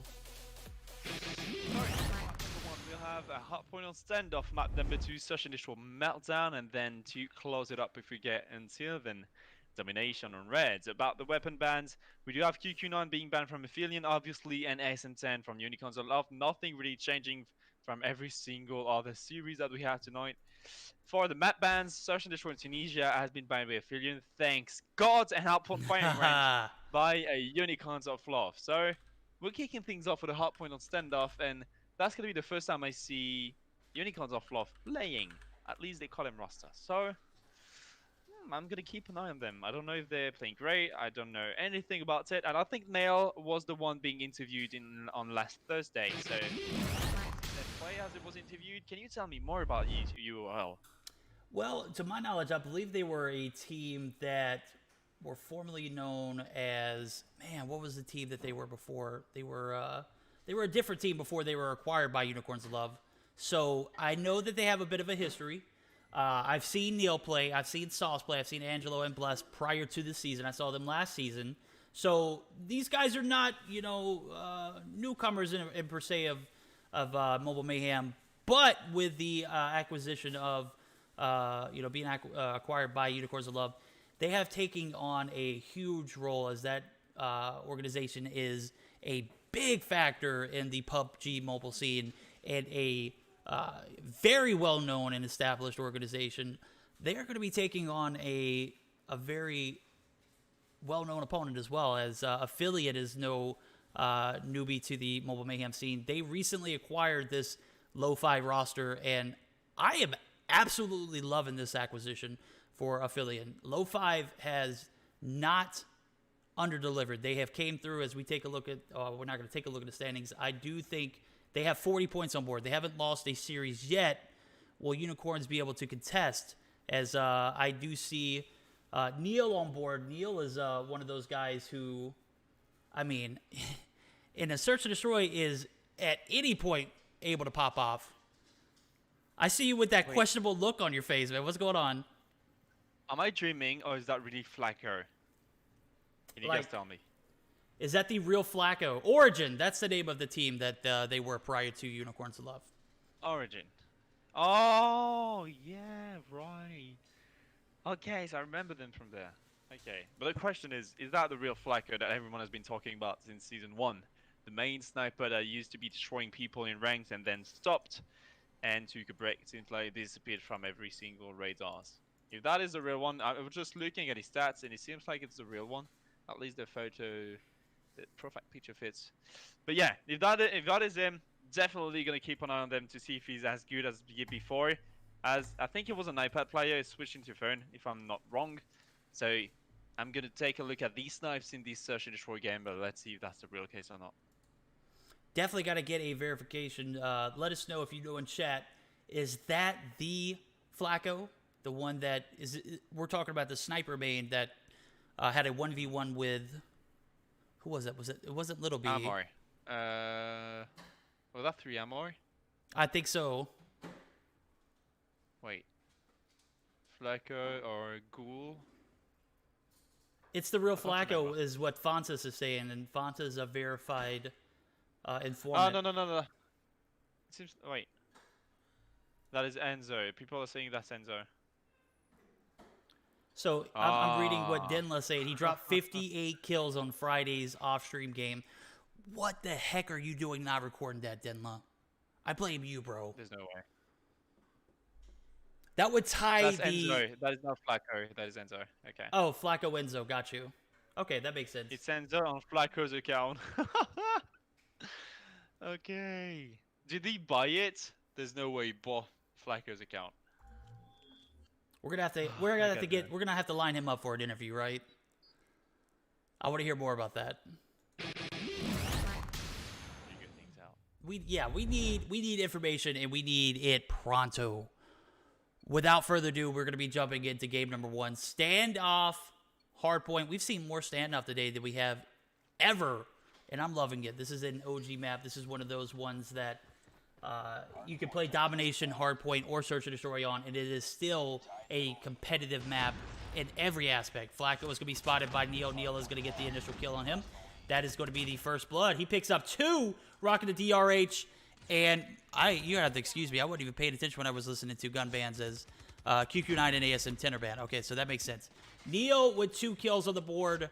Not going to translate the hardpoint time, as we are going to go ahead and jump into Unicorns of Love VC. Just to hear how some of these comms are playing out for them. Broken now. 3. Broken, 2 broken. 3. I'm going broken. Ice on farm. Wait, us. Rank top market. Can cast in. I'm in tank. I spawn next. I spawn. One mid street. Got me. He's broken now. Watch your broken. Broken, concussed. One secret. Nice, good shit. Can I? I'm top market. Get next. One broken. Broken, 2 broken. I'm going broken. Both lay, 1 half. 2 secret. Nice. Both dead. Watching 2 outside fire. Nice. I spawn boxes. Concussing top. Oh, one tap. One top. One lower. I'm top. Top dead. One more. One shot. Nice. Nice. Good shit. They're They're spawning back alley. They're back alley. Bakali. Nice, Jiro. I'm holding. Concuss Bakali. Bakali. One going point, bro. All going. 3 3 bottom. point. 4. Bottom dead. I got needed. Stairs. Oh, he's top now. Top. Bro, the comms of those guys are very remarkable. That was some of the best communication I've heard in jumping in VCs. Now, we can see it's a 33-42 game, so it's very neck and neck. I was very pleased with that. How about you, Flo? I loved it. That was so clean. Everyone was just cheering the others up. As soon as they did some great stuff, we hear the guy say, good stuff. And then using another word, obviously, but I can't say it on stream. Using some nice things. Like, the communication was really on point. Seems like the synergy in this roster is working great. And so far, the game is super close. That is a perfect tie so far. 45, now to 47, as we do see the Aphelion roster, King Team, the lead over again. That goes great. I love these games where the pressure is still on every single second. It's still being contested. Source is stepping in, cleaning the area, and that goes back to them. Really well played, and I love it. All right. With that being said, we're going to go ahead and jump into Aphelion's roster. There's about 30 seconds left on the show. We'll be able to hear how they're making their transition call-outs and if they are able to get back here and contest. So, without further ado, jumping straight into Aphelion's VC. I go for next. Stairs. Allez, ref, go se réveiller un peu là. Push up, man. Tank, CD This is a tank. good player, right? I'm pushing him. Oh, one shot, CD tank, man. Take factory, guys. Go next. Go next. Get spawns. New York, GT. Nice. Regardez. QT, take back. I have boxes. Alright, I go on site. Oh, never mind, you're on site. Low, bottom granite. Factory dead. Top factory. Guys, win factory. Broken, one shot, dead. On blue van. Raid, to top raid. Bottom back factory is blue van, is low. He's pushing. On site. Low. Top. Two bottom blue van. Watch top, Mark, watch. Nade. Aha. I'm going top, Mark. One more shot. One blue van. What? Blue van low. Top market, Kiri. Dead. Top market, KJ. Top market. Okay. I'm flashed. One blue van. I'm coming right there. He's coming on point. Trophy. Dead. Trophy. Mid, blue van. I got flash 2 times. Top factory, he's coming on point. One top. Il joue. All right, we heard it. I need to hear you guys' opinion. What'd you think? Who had the better comms? What'd you think of the comm situation for the guys over at Aphelion? I heard maybe it's just how they are. A little less energy, a lot of hyper communication from the guys over at Unicorns of Love. That was some pretty decent chemistry, and I did notice for Aphelion that they were more relaxed. Like their comms were very fluent. They knew what they were doing. I think that's a sign of confidence. So I'm gonna let you guys decide who did it better. Definitely Unicorns of Love was a bit more entertaining, but just for a reason, because most of them in the Aphelion roster are French, so this is why they sound so sad in the PC. Like, oh boy, they could have spoke French, man. We got FloSkiLL here. He could have, you know. Yeah, I think Cartier is not. There's one of them, that player that is not French, or most of them were speaking French, to be fair. And I've heard Ralphito at some point. Red was standing on top of kitchen. 3 players run past him, and Ralphito just died from them. Said, "Red, you need to shoot him. What are you doing on top?" Basically, just said, "What I did is I died." Basically. So I couldn't laugh. I just muted myself. That was funny as hell. And so far it works well for them. They managed to take the lead back. Seems like as soon as we leave the VC, maybe they're so hyped now that they're taking the entire point. 134 to 88, and we're going straight into the second time for P2. They do have a little under a 50-point lead. As I say that, they do clinch that. Cardi A is probably one of my favorite players. I know he's up and coming, but I absolutely love his style of play, and I'll tell you why. The first game of their hardpoint on 2 Thursdays ago, not last Thursday, but the Thursday before, my guy single-handedly held the Hackney Yard hardpoints 4 and 5 and slayed out, bro. He showed his gun skill. He showed everything, put it all on the table, and absolutely balled out. And they managed to come back from a 100-point deficit almost. It was like 89, 90-point deficit going on to that 100-point marker. And they came back with high fashion on the backs of Cartier. So I'll be definitely keeping him on tab, as he is one of my up-and-coming standout players. I'm not sure how long he's been in the comp scene for the Mobile Mayhem scene.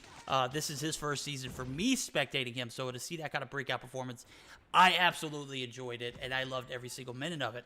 Now, with that being noted, we are going to see a 70-point lead now in favor of Aphelion. Will they be able to hold it here, as P3 has not been as kind as P2 has been for them? We are going to see Canoe and Team Unicorns of Love take a majority of this first beginning of P3. Top blue is where the action is going to be held at. Neil is going to be manning the OBJ. Neil is going to get some contest. Neil is going to get a kill there. And we're going to see Canoe. I don't know how exactly you want to pronounce that. You know, Imperium and I made sure that it's Kenox. Yeah. Kenox. Okay, well, we said Canoe last stream, and we kind of stuck by it. Kenox. I know that was his name previously, but we wanted to just poke a little bit of fun at it and attempt to translate it to Canoe. We said Canoe, like the you know, you got the paddle and your canoe. Okay.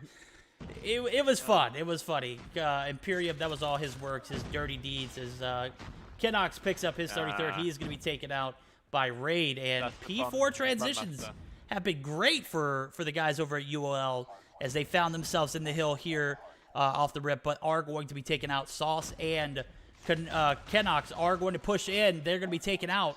Kenox is, rather. And now the comeback is real for UOL. They're pushing great. They're working great around this area now. We do have Angelo sitting on top, and it seems like he's redeeming himself, because as soon as he was headed towards P2, there was one that was laughing in the background. I've seen Angelo throwing grenades straight into P2 window when he was in the blue van, then pushed into the window just as he was like, what was that trying to go for? I can't remember. Oh, yes. And as soon as he landed in top of the window, he died from his own nade, taking your players down with it away, just shooting him out before. The timing was just incredible.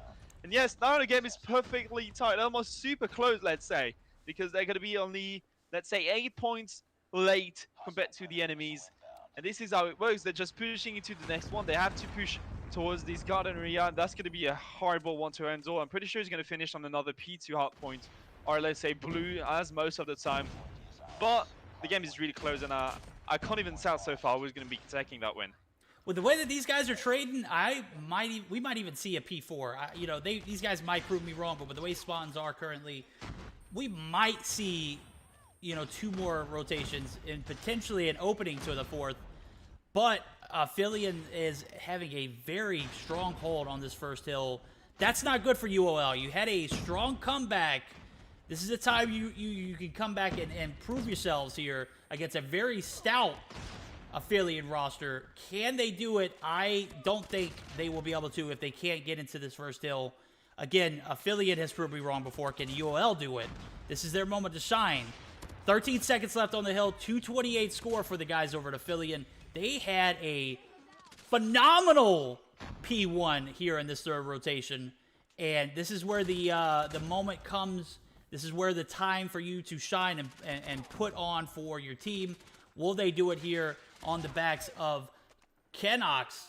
I don't know, bro. They're going to have a initial hold on P2, which is where some of the action is going to take place here in this back alley, or back market area, or back warehouse, rather. Angelo picks up 1. Angelo going to be pre-firing the back alley entrance to this area. And we are going to see a contest from Ralphito. Ralphito picks up his 35th. Contesting and eventually overturning the point. Maybe, no, I don't know. Kenox going to be playing outside. Derek's and Raid are going to be initially on a point. Derek's going to be taken out. The retake might come through. No. The guys over UL just have to get some points off this in order for it to be competitive now. Yeah. 10 points away from making it to 1-0 for them. They're all being pushed from every single angle. Darox gets 1, gets 2, clears the area. What a great cover that is from Kalito, and Darox making it work for the team. And that is what might give the team the win. And yes, here we go. Aphelion making it to 1-0 with an amazing first match. Let's see how it goes for the second one. But I'm actually so impressed by the work that Aphelion put it together. Yes, maybe the OG roster from Aphelion is not there anymore, but the new one is still slapping in that game. And I'm really happy about this performance we've seen. That game was still close, only about 51 points difference between both of these rosters. And when we talk about the kills, can you believe it, Verdict? You know what, bro? I'm right there with you. A very great first game of this matchup. Aphelion takes the better of that one, and I'll tell you why they took the better of that one. It's because they had a stout P1 hold on that 3rd transition. Now, I was expecting us to see at least that P3 top blue area where it ended, maybe even a P4, because the way that they were trading, it was remarkable. But if you're not able to, Unicorns of Love, if you're listening to me, if you're not able to retake P1 and you allow your opponents in Aphelion, I'm not going to say allow, Aphelion obviously just, they put in massive work on that P1 transition off of the backs of that warehouse P4, which was not great for them, but it did not discourage them at all, as P1 was a big fat W. You put the pressure on for Unicorns of Love, and they just weren't able to respond in that P2 transition. Not only were they not able to respond to it, but they weren't able to capture any points off of that. Every time that we had a UOL player inside of that top warehouse area, you know, there was always someone from Aphelion there to contest. So Aphelion playing super, super well. They take the first game of the series. And Flo, what are your thoughts, my guy? Ralphito MVP, top fragger, best French player? Question mark? Ooh. 37 frags. 37 frags for Ralphito. I have to say, I've been watching these guys for a long time, even fighting against him. That is the first time he actually comes up MVP with that much and that big amount of kills. So I'm actually super impressed by the performance he put it together. Raid with 31, Darex with 28, Kenox, or Kenu on the other side with 38. Both teams actually fought super well. But so far, there's only going to be one winner in the end of that game. It's either going to be Unicorn or Aphelion. So far, Aphelion are taking the lead 1-0. So Unicorn of Love, you need to fight back and enter back in the social initial that we'll be having on Meltdown. What about you? What about your pronostics on Meltdown? Who do you think is going to take that lead according to what we've seen before? Well, it's going to be difficult because, one, this is not a sniper-friendly map. I've seen people man snipers here and do it well, but this is a map where it could be a toss-up. You could be hitting your shots and any other map, and then you jump on Meltdown and completely brick. And there's going to be a lot of pressure for Neil and the team over at Unicorns of Love. The series is going to be decided here. If Unicorns of Love can somehow find a way to take this second game, as I said, it's a 50-50 toss-up, man. It's difficult. I don't know if I can assume anybody's going to be taking this series or this game, and Aphelion doing it in 2 will be remarkable. They will be contesting for a #1 spot. But UOL showed tremendous improvement in their hardpoint game, which I haven't seen from them. Even in the qualifiers, I didn't see them win a single hardpoint or respawn at all.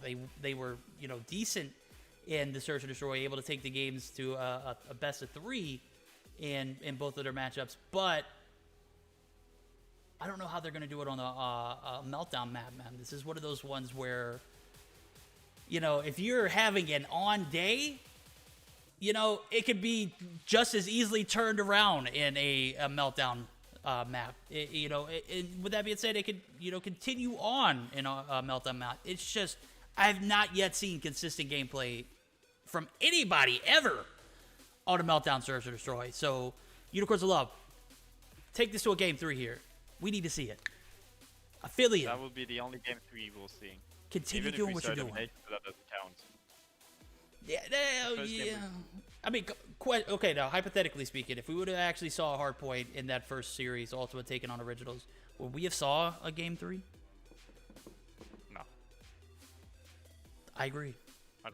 I don't think we would have seen it either. Originals came through, Originals came through and played very well, but Ultima had they held the cards every game, in my opinion. Even in that Search and Destroy, which I felt, and you felt even, would have gone in favor of Originals as they were playing very well. But I think Ultima was the team that ultimately, sold themselves in a few rounds. And we do see them take that series in 2-1 fashion. Now, without even talking any further, we're going to see Neil with the snipe. I've seen him hit crisp shots on this map. Can he do it here? That is going to be the question. Neil holding the line. Flaco or Enzo is going to be holding as well by the control room. Seems like there's 3 players on the defender side sitting around these B bomb. 2 players on A, and they really want to push into L. Flaco gets a great frag into Canox. Red. And all the rest of these teams is just pushing aggressively towards A. He finds one, gets the correct trade. Drake played out just 2 plays by Raid. There's somebody else by mid, but the bomb is going to get planted soon as Darrox is just stepping on the bomb now, throwing his smoke. I don't think the smoke is useful, to be fair, throwing that smoke at this stage while they already have a full control of the bomb side. I think that could have been used in a smarter way, just maybe throwing it into one of the alleys where they could go through to get on the bomb. But now all 3 players are going through mid. Imagine if they get triple tap. No, Nail's going to pick right down, bringing that back to 3v3. Oh! Nail with the follow-up on Wolfito. Sos gets him not done. That's only going to be Flaco alive. He's finding Bless in front of him, misses the bullet, and Bless is going to punish him straight away, giving this first round to the start of Unicorns of Love. That's what I'm saying, bro. Neil, sniper in hand, picks up 2 that first round. They seal the bag. They're up 1-0. If Neil can continue and be consistent on this Meltdown map, and I know how hard it can be, I'm thinking we might see a game 3. Not to discount my guys over at Aphelion, but I got to give credit where credit's due. Neil is an absolute animal with a sniper. He knows what he's doing. He is going to be in mid-gears area. Rafito takes down Angelo with the nade, so the throwables coming in handy. Bomb is going to be on the B site immediately, and we're going to see a 4v5 ensue. I don't think that matters. As long as Neil is alive, there is a lot of hope for the guys over at Unicorns of Love. And now a even matchup, 3-3, as Ray takes down Canox. And we are going to see 35 seconds on the clock. Bomb is at the B site. Flaco is going to be mid with the DLQ. He's going to be the only answer for Neil. Oh, he is! He makes the call, delivers the shot, and it is a 1v3. Sauce, my guy, can you do it? Neil is down. Can you put the team on your back? Flacco is going to be there to reject that call. Derek's going to be there to get the kill. That is going to be a tying round, 1-all going into the third. Neil got spotted by Flacco, and he, Enzio, rather, picks up the frag. Putting down some shots like Flacco, am I right? Yeah, Niels is having some great timings here and some great accuracy tonight. But just this B rush, if he picks up at least 2 kills, is going to be incredible. He throws the nade, the Semtex is going to connect. I don't think there's any trophies on the site. Oh, there isn't, but he just missed a grenade on a bad positioning. Backseat 5-5, the bomb has been planted in 5v5. This is actually impressive. This retake is going to be interesting. Just taking a look at Ralphito just sitting in the back of his burn. Holding the lines being pushed from the left side. He spotted Canox in front of him. He's trying to go free fire. Let's get to the left. Step to the right. Cross is not working out. It seems like the defense coming from the side of Aphelion is really hard and strong now. Making it a 3v3. Back to 3v3, 3v2. What's going on? Darox coming for the flank. Ralphito with some more. Blessed. He's just defusing that bomb, but Darox knows it, is aware of that. Just taking him down a few seconds before the round gets diffused and the entire bomb gets diffused. 2 rounds now for the side of Aphelion as we're getting into round number 4. A great 1-round lead, and too many times have I said the word round in that sentence. Oh, that's quite all right, man. I'd rather you say round than square, as square probably wouldn't be the appropriate term. So I'm going to go ahead and encourage the roundish behavior moving forward. Flacco picks up, and he is probably going to be the Neil nerf that Aphelion needs and leveling the playing field in reality. If Flacco can continue to hit his shots and connect with Neil, I believe that Aphelion will be able to contest here, and we are going to see 2 straight rounds go in favor of Aphelion, thankfully so. And I'm going to contribute to the fact that Flacco was hitting his shot. So Cartier not on the board, got a goose egg at the moment. Neil alive. Cartier takes down Blessed, and Angelo is going to go down. Raid taking out Neil. 2v3. Canox. Can he do it? Cano. He picks up 1. Raid takes out Sauce. 1v2. Raid going to get the equalizer there. That is going to be 3 rounds in a row for the guys over at Aphelion. Can ULL bounce back? There's plenty of game left to be played here. That round was over. We see Aphelion. We know that you have the ability to do it. Will you be able to consistently play in this Search and Destroy map? Or Meltdown, rather. I don't know. We'll see. That's the last run, at least, on the T side for Aphelion. Let's see how they're going to be playing this. It seems like it's almost a B stack, and yes, it is a B stack from the side of UOL. Oh, Angelo gets 1v2, gets a 1-for-1 trade. Now it's back to a 3v4. They're all heading towards A. Flacco gets the first snipe, showing to Canox. He close range, he's getting sniped from behind. Nell is not even connecting the last bullet, though, but he's healing himself up. Sos just got baited by his teammate. That was so smart. Not only Darox and Raid alive, but Dida's almost the 2 MVPs on the Search and Destroy game, so they might be winning this off. If he goes for a pre-fire, he's going to find Nail in front of him. He sees Nail just going for it, but no, Sos is trading again. That is another trade. We do have Darox on the side being pushed. Darox is going to take him down too. Blessed. He's trying to go for that bomb defuse. He sees him going on the side. Oh, he's going to be playing for time. And now he goes for the full defuse. Now he's going for it. And now Get it! Get it, Blessed! He could have had it the first time. He kind of hesitated, and rightfully so. He didn't know exactly where Derek's was. Didn't matter. He went for the second one. That was bold, my guy. I see you, Blessed. 200 IQ. Outplayed my guy Derek's that round. The sides are going to be flipped. We're going to see the attacking offense for the side of UOL. As that was an interesting play, indeed. As I saw Neil, the only player going the A side of the map. 4 players pushing up on the B, forcing the hands of Aphelion to push back to A. That is exactly what they needed, because that B push from Aphelion was OP. They couldn't be stopped as long as they were allowed to plant completely on the B side. Blessed and was that Kinox? I don't know who it was, but they are doing a lot of baiting, and it's paying off as we see Rafito go down as well as Flacco go down. The 2-1 push. Bless gonna get a kill. Ray gonna be the last player alive. Ray takes down one. Angelo spot. Oh no, Angelo, what are you doing, bro? Angelo gets caught lacking. Neil connects the shot. That is gonna be a 3-all tie.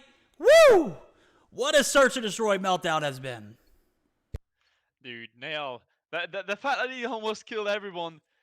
Raid, you're incredible. Picking the first kill of the DRH, getting the second with the pistol and Jello, and trying to go for that bomb defuse. Maybe he could have stayed a bit further for that bomb. Maybe he's trying to stick on the fence so he won't be spotted by Nail jumping with a snipe. But Nail played that greatly with a snipe.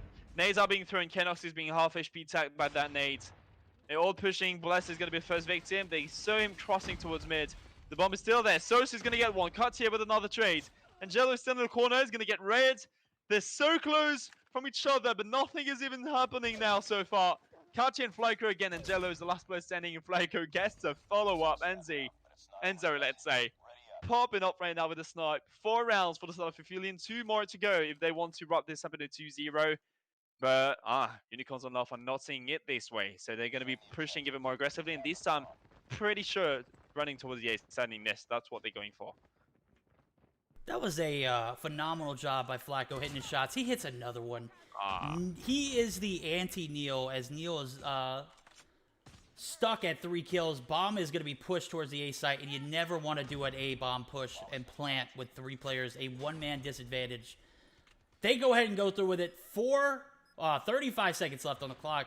And now you're going to have to defend a site, which is almost impossible to do without at least 4 players.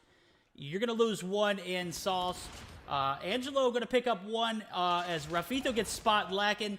A 2v1 now. Flacco is going for the defuse. The reverse ninja comes through. I didn't even see it being defused. My guy, Enzio.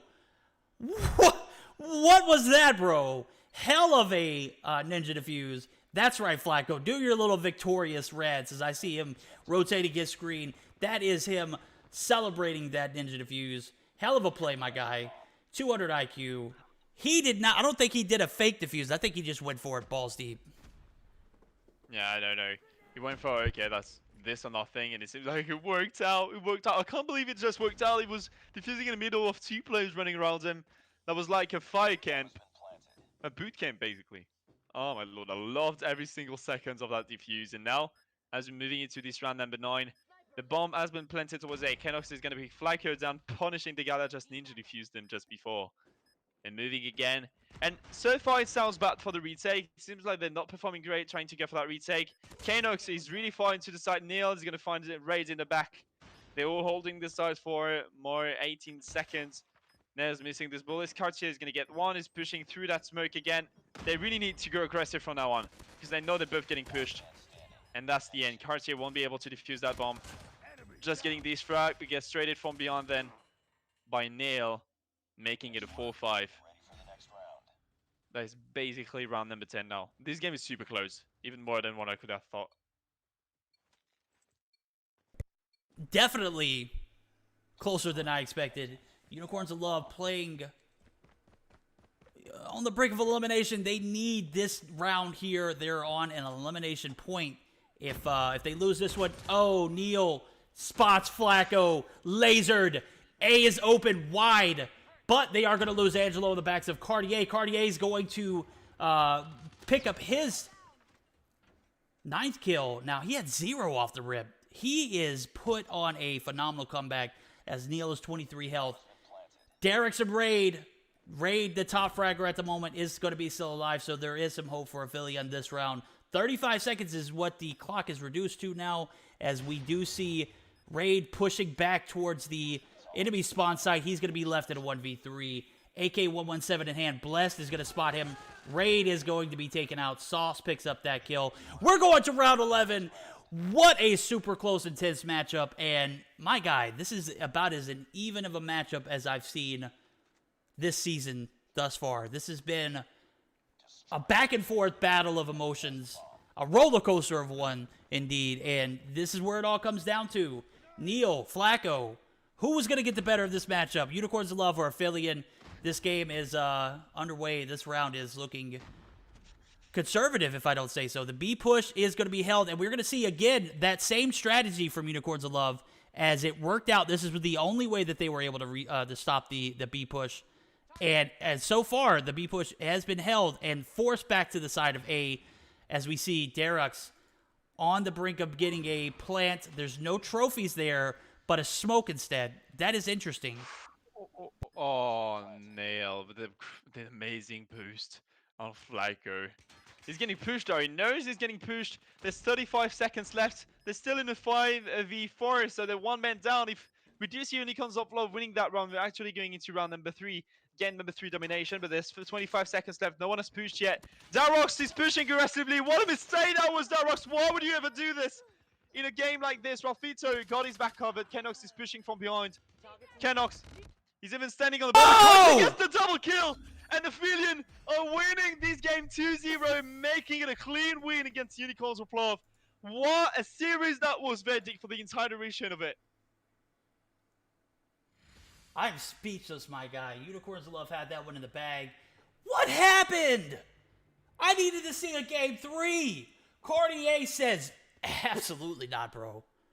Cartier shows his abilities. He had 0 kills going into round number 3. I don't think he got a kill then.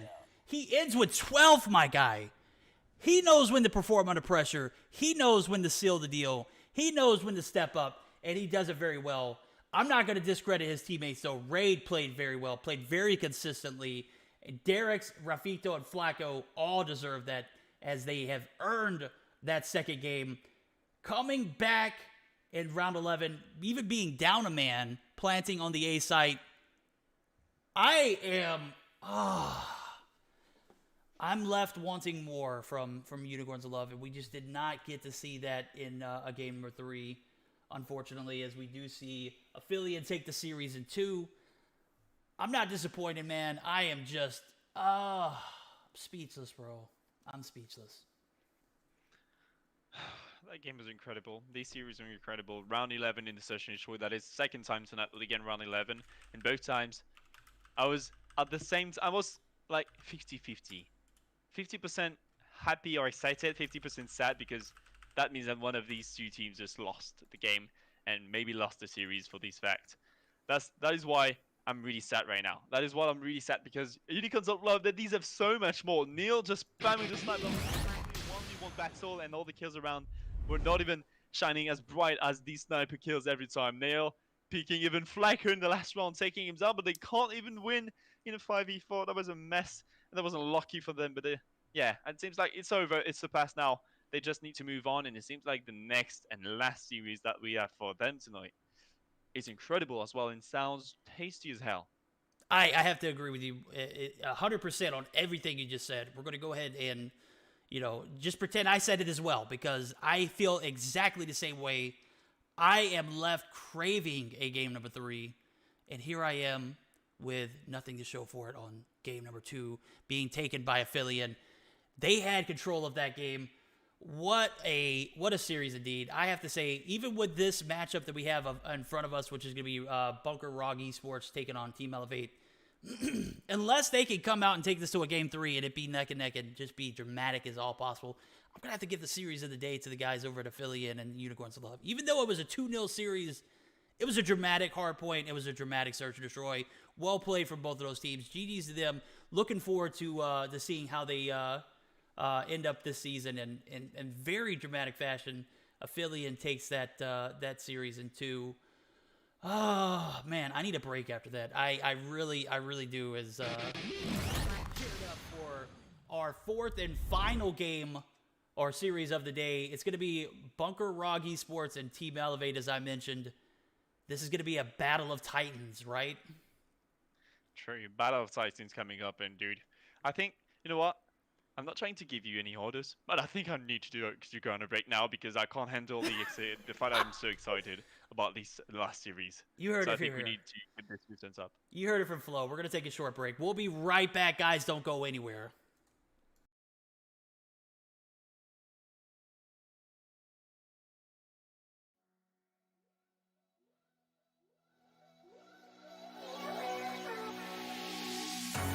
Cold cold at the touch, dead in the eyes. No signs of life no more. I put your love under the knife.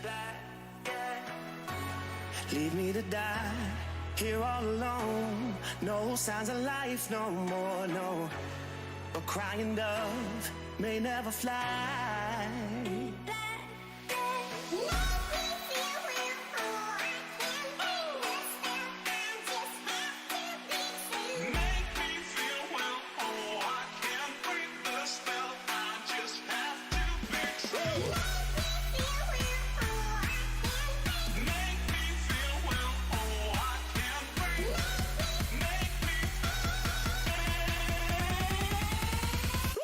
It's black and white.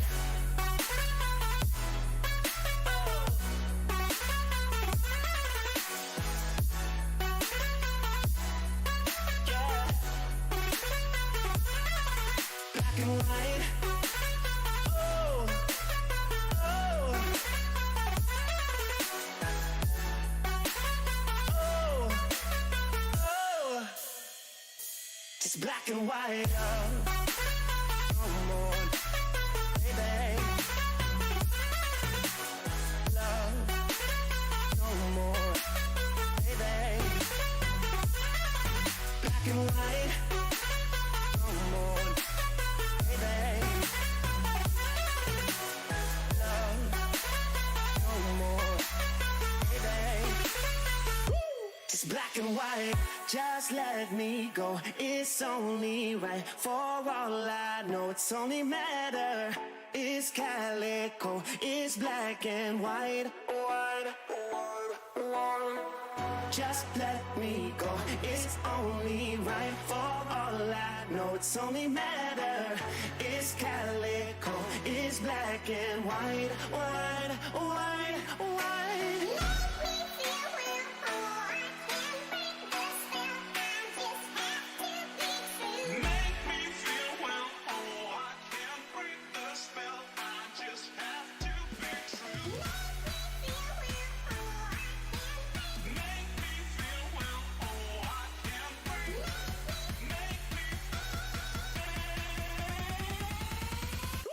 It's black and white.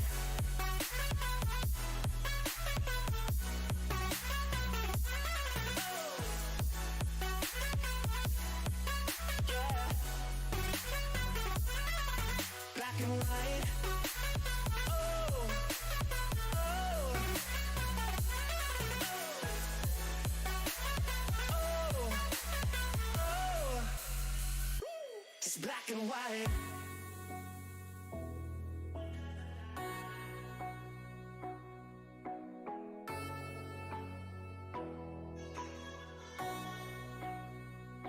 It's black and white.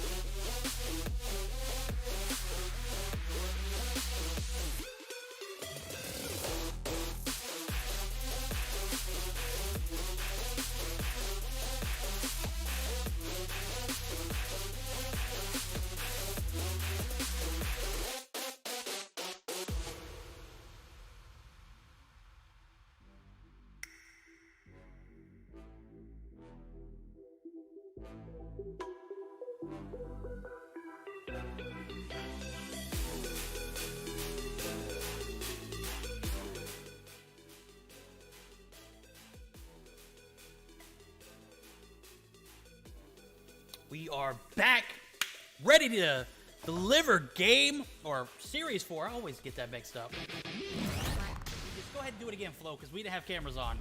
Go ahead and get that flex up. We are ready for series number 4. That's going to be a great one. BK ROG eSports going to be taking on Team Elevate. Flo, what do you think? Who you got? What's the business? I think Kings are winning. Wait, what? Wrong thing. Sorry. Wait, am I still in season 2? No, to be fair, I can't even give pronostics. If we listen and if we take a look at the statistics, yes, obviously winning it. But that is a new roster from BK ROG, like the BK ROG White new roster, let's say.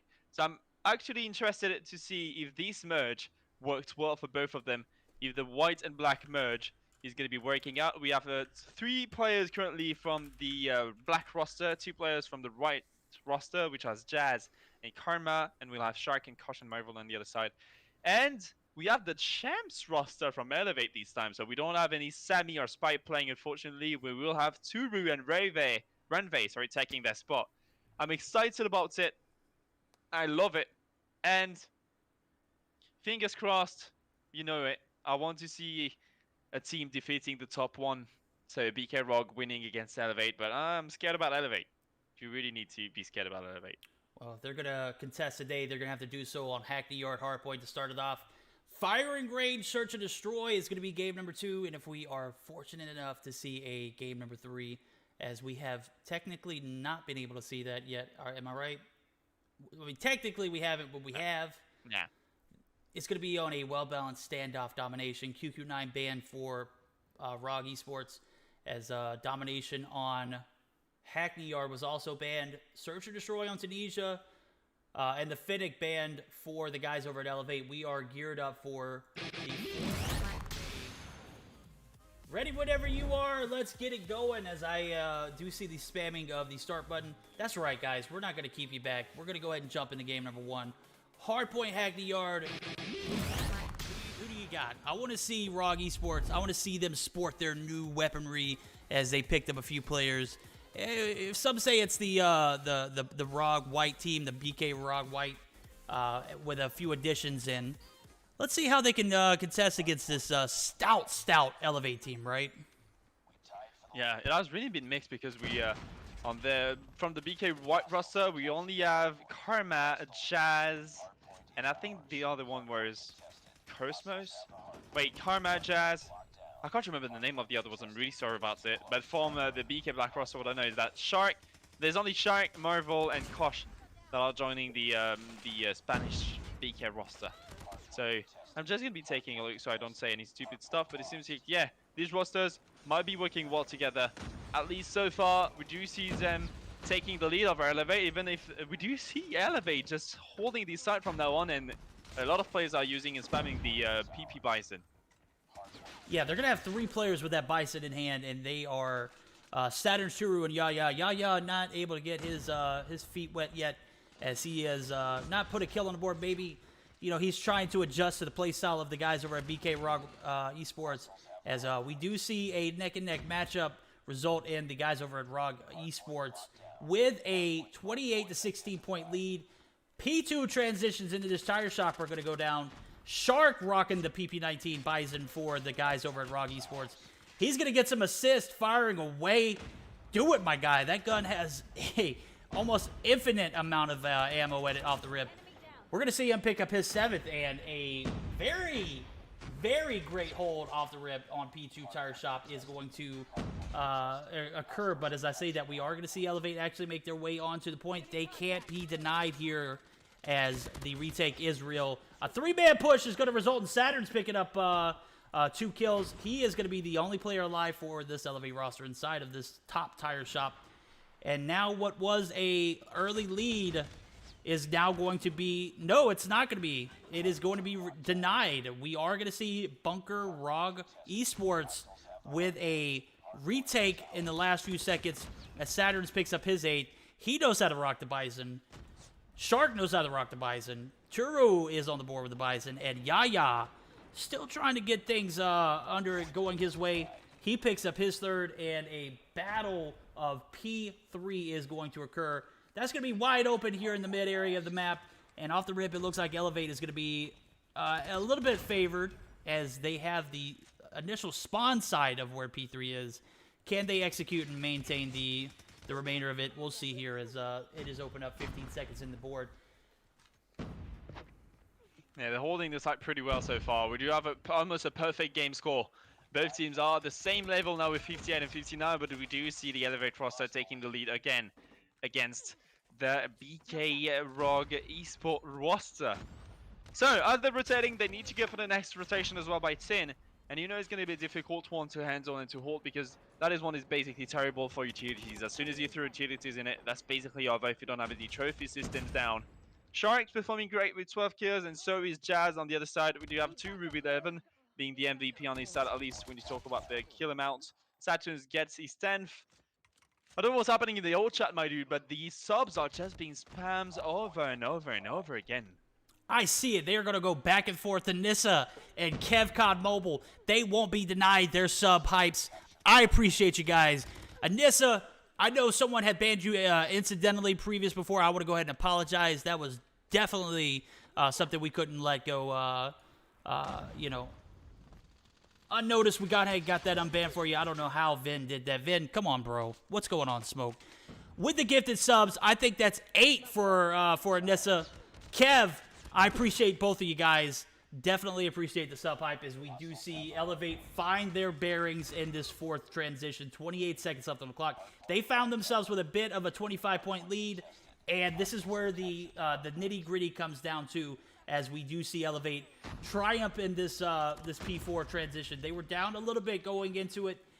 They have found themselves a little bit of comfort here moving into P number 5, where Marvel is actually going to be held up top here. Marvel is going to maintain P5 off the rip here as he's going to be executing in the staircase. He doesn't have a bison in hand. He's got the DRH.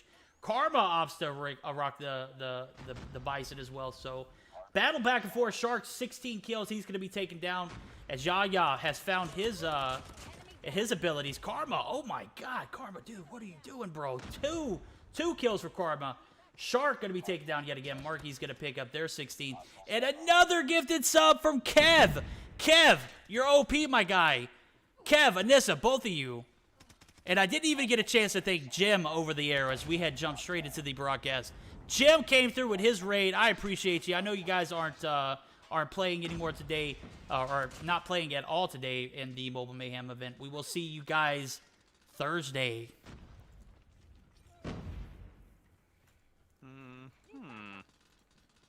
What has been happening so far? There's a question I've got. What has been happening? We do see ROG finally taking the score back, taking the control back over that search and over that area, over that site. And now they need to rotate towards next, and it seems like the rotation is a bit late. Saturn is already pushing towards the mid-fend building. They're all controlling it, and it sounds like Elevate is on the spot. Not going to be taking these down. Kosh finds one bullet, is going to die from Marky's spray just later on. Churu still has 25 kills, he's the MVP on the side of the Elevate. They're performing great, but they're all pushing at the same time, and ROG finally decided to go all at once. It's 5 men, just clutch, rush or die. That's how it works, and it worked pretty well, let's say so myself. Marvel gets a kill on top. They all control the top area. If they do so, they're basically easily handling this site. We are going to see the lead transfer back in the hands of ROG eSports as we do see a phenomenal hold on this P1 transition. A little late to the money, but that they are not going to be denied here as they have taken the lead. They have a 12-point lead to cover, but as I say that, we do see, I think it's Saturn's going to be in the hill as he's got 14 on the board. Yaya, actually, I'm sorry, I'm on board with Yaya. Yaya had a rough start. Somehow manages to put 17 on the board after dropping a goose egg early on. We are going to see P2 transitions for the side of Bunker ROG eSports come through. They're going to have an initial hold. Game was all tied up, favored now in the hands of the guys over at Bunker. And now it is time for them to rack up the points. Will they get contested? Yaya's going to be pushing in, slide peeks, pushes back. Now we are going to see Kosh pick up 3 in the feed with the MP7. Quixer, now we are 30 seconds in. All 30 seconds have gone in favor of the guys over at Bunker ROG eSports. BK ROG actually leading by 30 points. Kosh is having a great cover by bottom stairs. He sees Renve behind the fence. No, he can't shoot through it though. So he's attempted to shoot in, but oh, they're all pushing on top of the side, finally being contested but denied. And with these, they might be able to get almost close to their 200 point marks. It won't be happening though. They need to rotate for next. Kosh is going to be the OBJ just standing on the side. No, he's going to waste a few seconds. I don't think that is the greatest idea, but if they need you for rotation, just go for it though. P2. P3 is about to spawn in by the small garage, and they're all pushing into it. We'll have the Elevate roster just sitting on it so far. At least they're the one holding it. -2 coming from their side. Jazz gets another trade, but Renve is here to get his back. Renve with some more. MP7 is just slapping so hard. I've seen that if there's no QQ9, it seems that the MP7 is the weapon to go for. Turu is an absolute force to reckon with as he has 33 kills on the board. He's going to be playing OBJ2. Karma going to get spotted, taken down. Shark going to get the better of that transaction. 29 kills, almost 30 there as we see Shark pick up big kill in the OBJ department. They're going to extend their lead in this P3 transition. 20 seconds left on the hill. Will they be able to rack up a few more points? It doesn't matter. This is the point where Elevate had to come back. Not them. They're going to continue to their lead, and we are going to see the retake come through, but initially is going to be denied. So 7 seconds is going to go back to the guys over at Elevate as they're on the brink of being defeated here in the first game. Now, have the Mighty have fallen yet? No, I can't call it, dude. This is a map where anything can happen, in my opinion. I feel like if Elevate can come back here on this P4 transition, we might see an upset for the for the ROG eSports team. Until then, the lead is in favor of the guys over at ROG eSports. So Elevate coming through. They are going to get an initial hold. Ranvi is going to be spotted. He's going to be taken down. And ROG eSports going to continue their domination here in this hard point. Karma picks up another Kosh, actually. And a contention here from Turu is going to lead to his defeat there at that hardpoint P4 transition. 25 seconds, 20 seconds is all the guys over at Bunker ROG eSports need to take game number 1 over the heavyweight champions, Team Elevate. How can you even play that good tonight? Jazz, last player standing for the side of BK ROG eSports. Elevate are just lapping harder and harder every second. That is a hard time to get through. I have to be honest. That is really hard time. The game is so close. If Elevate are really holding this next side, is going to be incredible, but it seems like the defense from BK ROG is set it up. Turu and Saturn getting a crossfire, Kosh and Shark doing a lot of damages. Shark is even going to get another frag, making it a 35th. I don't know what they're doing around this, but Karma has been pushing in the back. Yaya is still on the side, is giving some help, but Yaya will find one. Almost find a second, they're sitting on it. 5 seconds remaining for them to get the first round in the first map. And there's no way they're going to be contested. That is a clean 1-0 win from BK ROG eSports. Ours will be moving into game number 2 soon enough. About the game, and sorry, the final series for tonight. Boys and girls, you saw it here. Bunker ROG eSports makes their debut, well, not debut, but sort of their debut on the stream for the Mobile Mayhem EU 2021 spring season. You saw it here. They take down the returning champs, Team Elevate, in game 1, 250 to 205.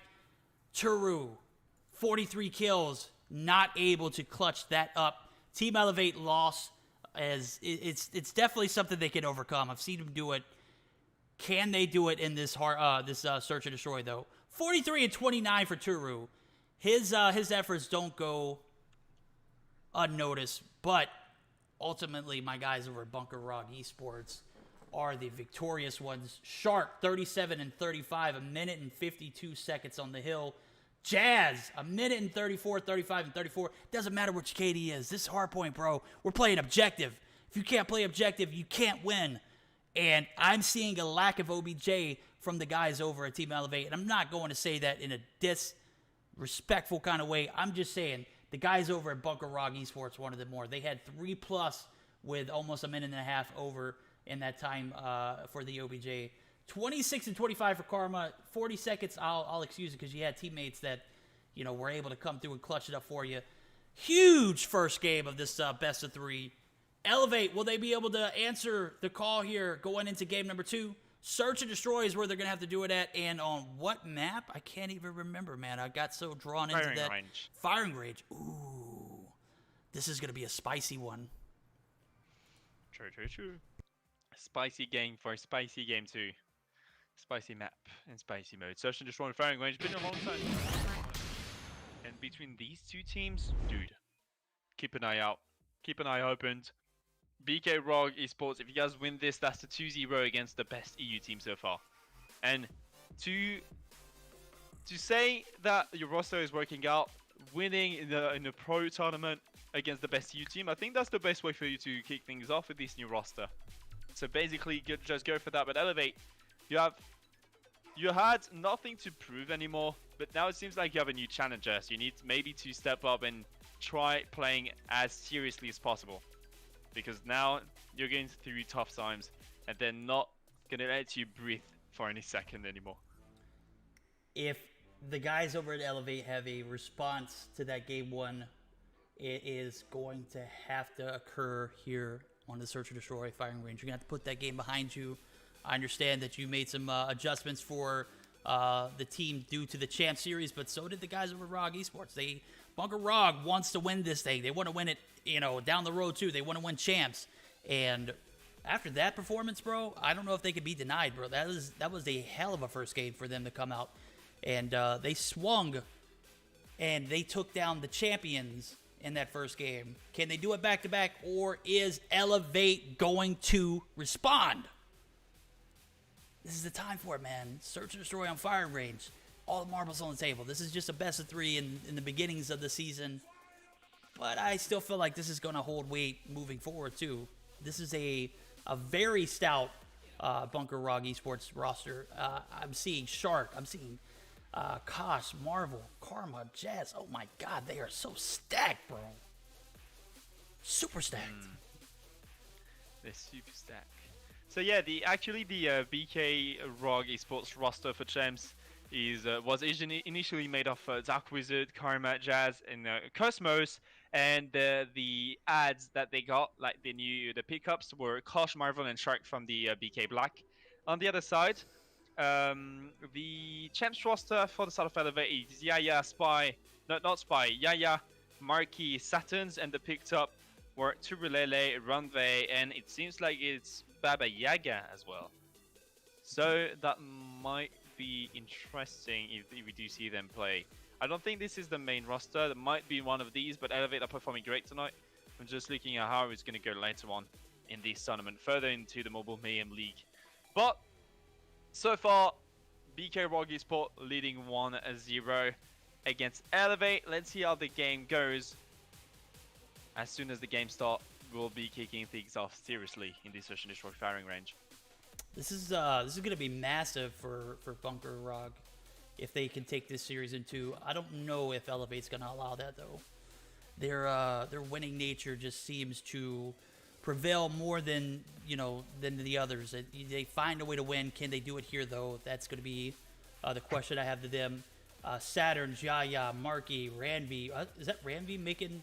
Did Ranvi play last game? Ranvi played last game, yeah. Okay, well, I mean, never mind. I won't make a comment on that, but it's just interesting to see how this Search and Destroy pans out. I just didn't notice him in that matchup. I know Yaya, Saturns, Marky, and Turu were there as I called their names out repeatedly. I just didn't find myself calling Ranvi's name out that much. It's not, anything. The bot verdict makes mistakes. Obviously, you had some kills. I just was not paying attention, Ranvi. I'm sorry. But I'm going to need to see some more action from you, in order to get that shout out. I know it doesn't mean anything. My name doesn't hold any weight, bro. You guys are the T1 players. You guys are the ones who come in and make sure that you get them dubs week in, week out. It's your time to shine, bro. Can you step up and rise to the challenge? Or are you going to let Bunker ROG eSports take this series in 2? That's going to be demoralizing, in my opinion.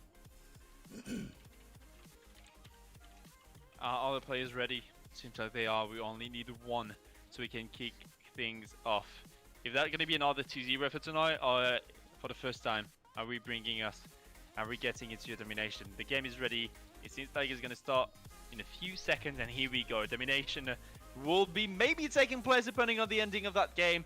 If BK ROG again against Elevate, that's a 2-0. If Elevate are winning this Search and Destroy, we'll be having this third game for that final series of the night. So best of luck to both teams.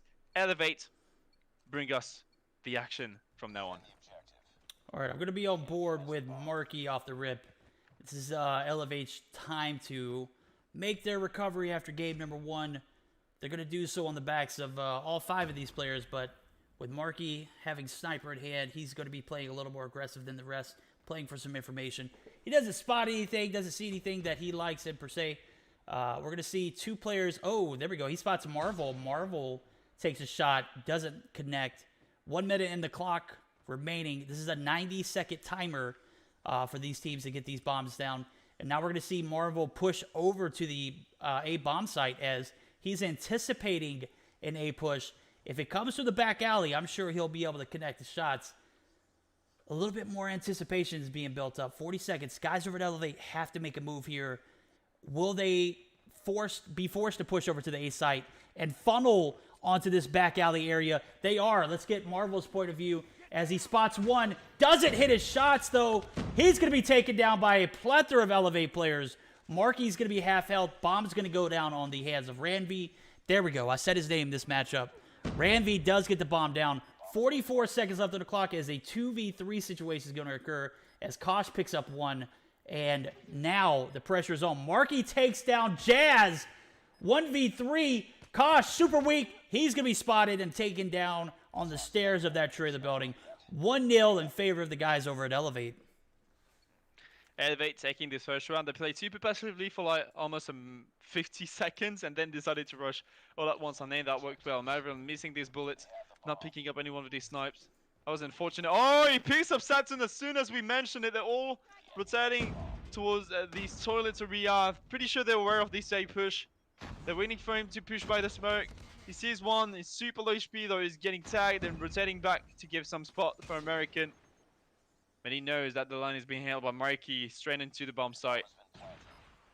That is back to 5v4 though. 5v3 making it thanks to Karma. Runway trying to get the bullets. He's just getting sprayed down. It seems like it's going to be a flawless win. Yaya is not even going to be peeking. One down. Shark ends the round, making it back to a 1-1. Dude, this game is going to be so close as well. I can tell. I can absolutely tell as well. That was, I'm going to go ahead and point out, that was one hell of a pinch from the BK ROG eSports roster. We had Marvel, who was inside of that American Armory building, and then you had a plethora of players come through the A-long area.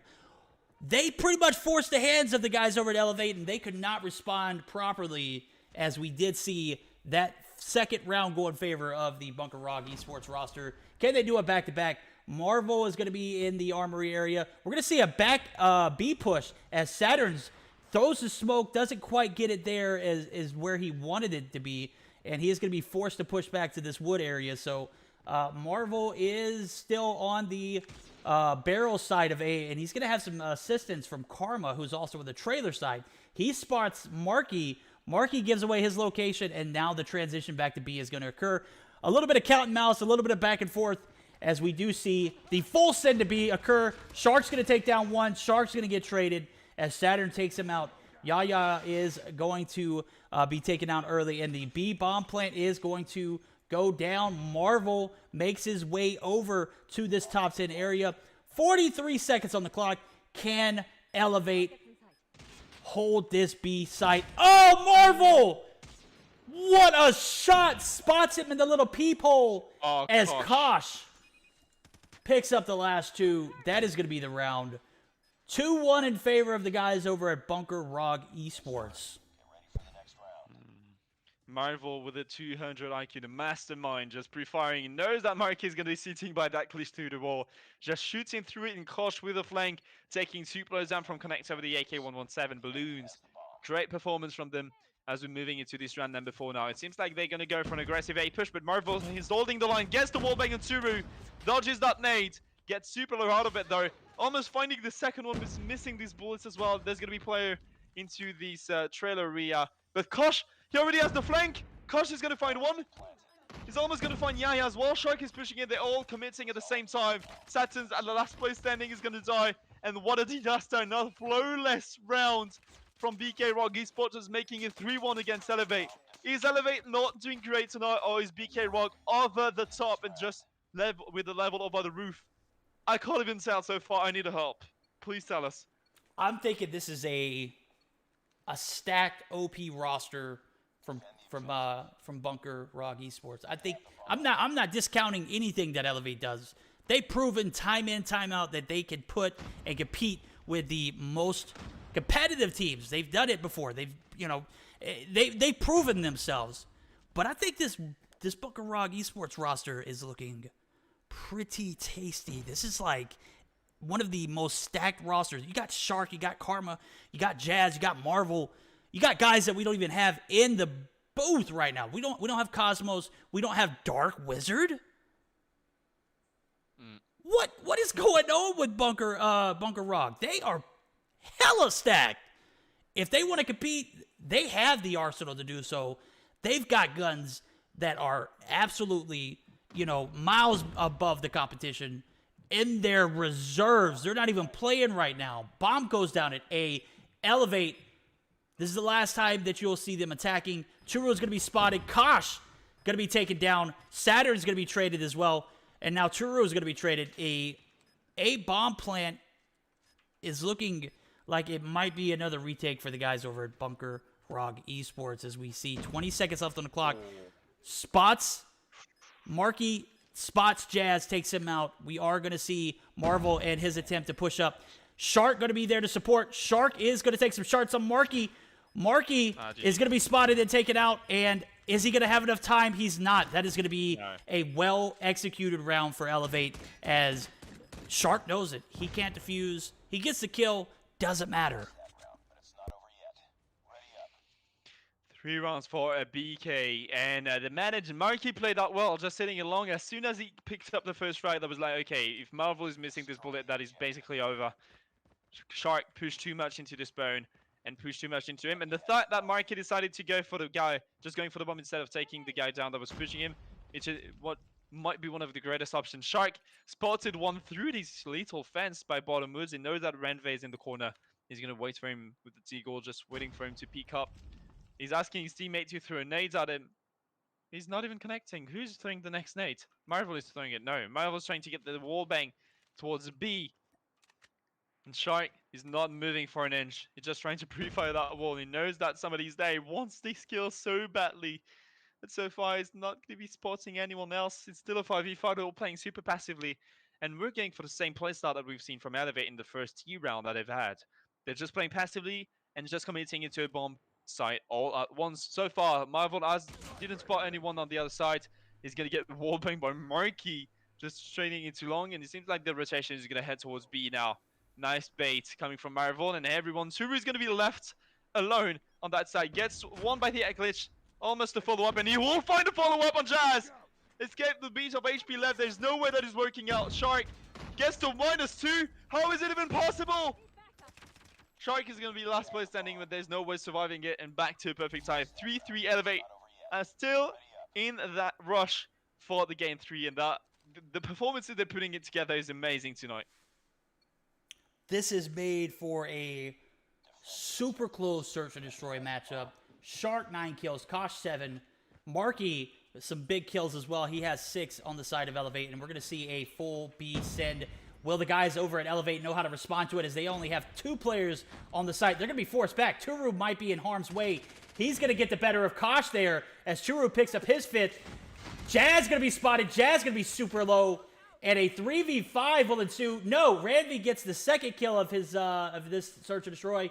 And Shark and Karma yet again in a very devastating spot. They are going to lose that round. Elevate able to keep cool, calm, and collective. They take round number 7, as round number 8 is going to occur. Elevate, have they found what they need to win? They were able to take 2 straight rounds here. We'll see how their defense goes, as we do see BK ROG eSports play a little conservative here. And Yaya in no man's land, bro. He is on the other side of this wood building. I am starting to question that, but he's going to have a little bit of help here. It looks like that was maybe Saturn's? No, that was Ranvi. Yaya gets spotted in mid. Sandbags taken out. 5-4. Marvel picks up that kill. Marky going to be directly on the A-bomb site. Will they be able to maintain this? Oh, Marky. They both thrown at the same time. Got the kill, and Kosh is going to get the follow-up of the ASM10 now. Back to 5v2. The bomb is being planted. Oh, wow. Kosh is getting some more. Turu's pushing on the side. Gets one, but Jazz is going to get the trade. His old teammate taking him down. What a karma slapped back for again. Dude, this game is so close. I can't even tell who's going to be taking that win. He's just getting closer and closer every time. Particularly the T side is a bit more successful and fits the game style more for both teams. But so far, we can't even see a difference in these said game styles. Marvel is going to be by the bottom, who's trying to scope somebody down from American and maybe scoping into team along. You won't see anyone rotating towards B. I think if they go for full B rush, that might be working out. The Shark is still playing for the glitch through the wall by mid, trying to pick some infos. Marky has been found in long. Is Marvel going to spot him? No, he won't. Back to still the 5v5. They're playing it super passive at the beginning, but you get so much more excited as soon as they start running. I think BK ROG understands that the B push that they made 2 rounds in a row didn't pan out. They're going to be playing for an A push, but they have to set themselves up. They got to be able to take either a Marky out or find a way to get inside of the front side of trailer first before they make that push. Now, with that being stated, Yaya not playing as aggressively here could be a changing factor. We're going to see a B push come through, a 3v2 now, 1v3. Jazz going to be left in a 1v3 situation, and yet again, the B push is denied. That defense for Elevate is remarkable.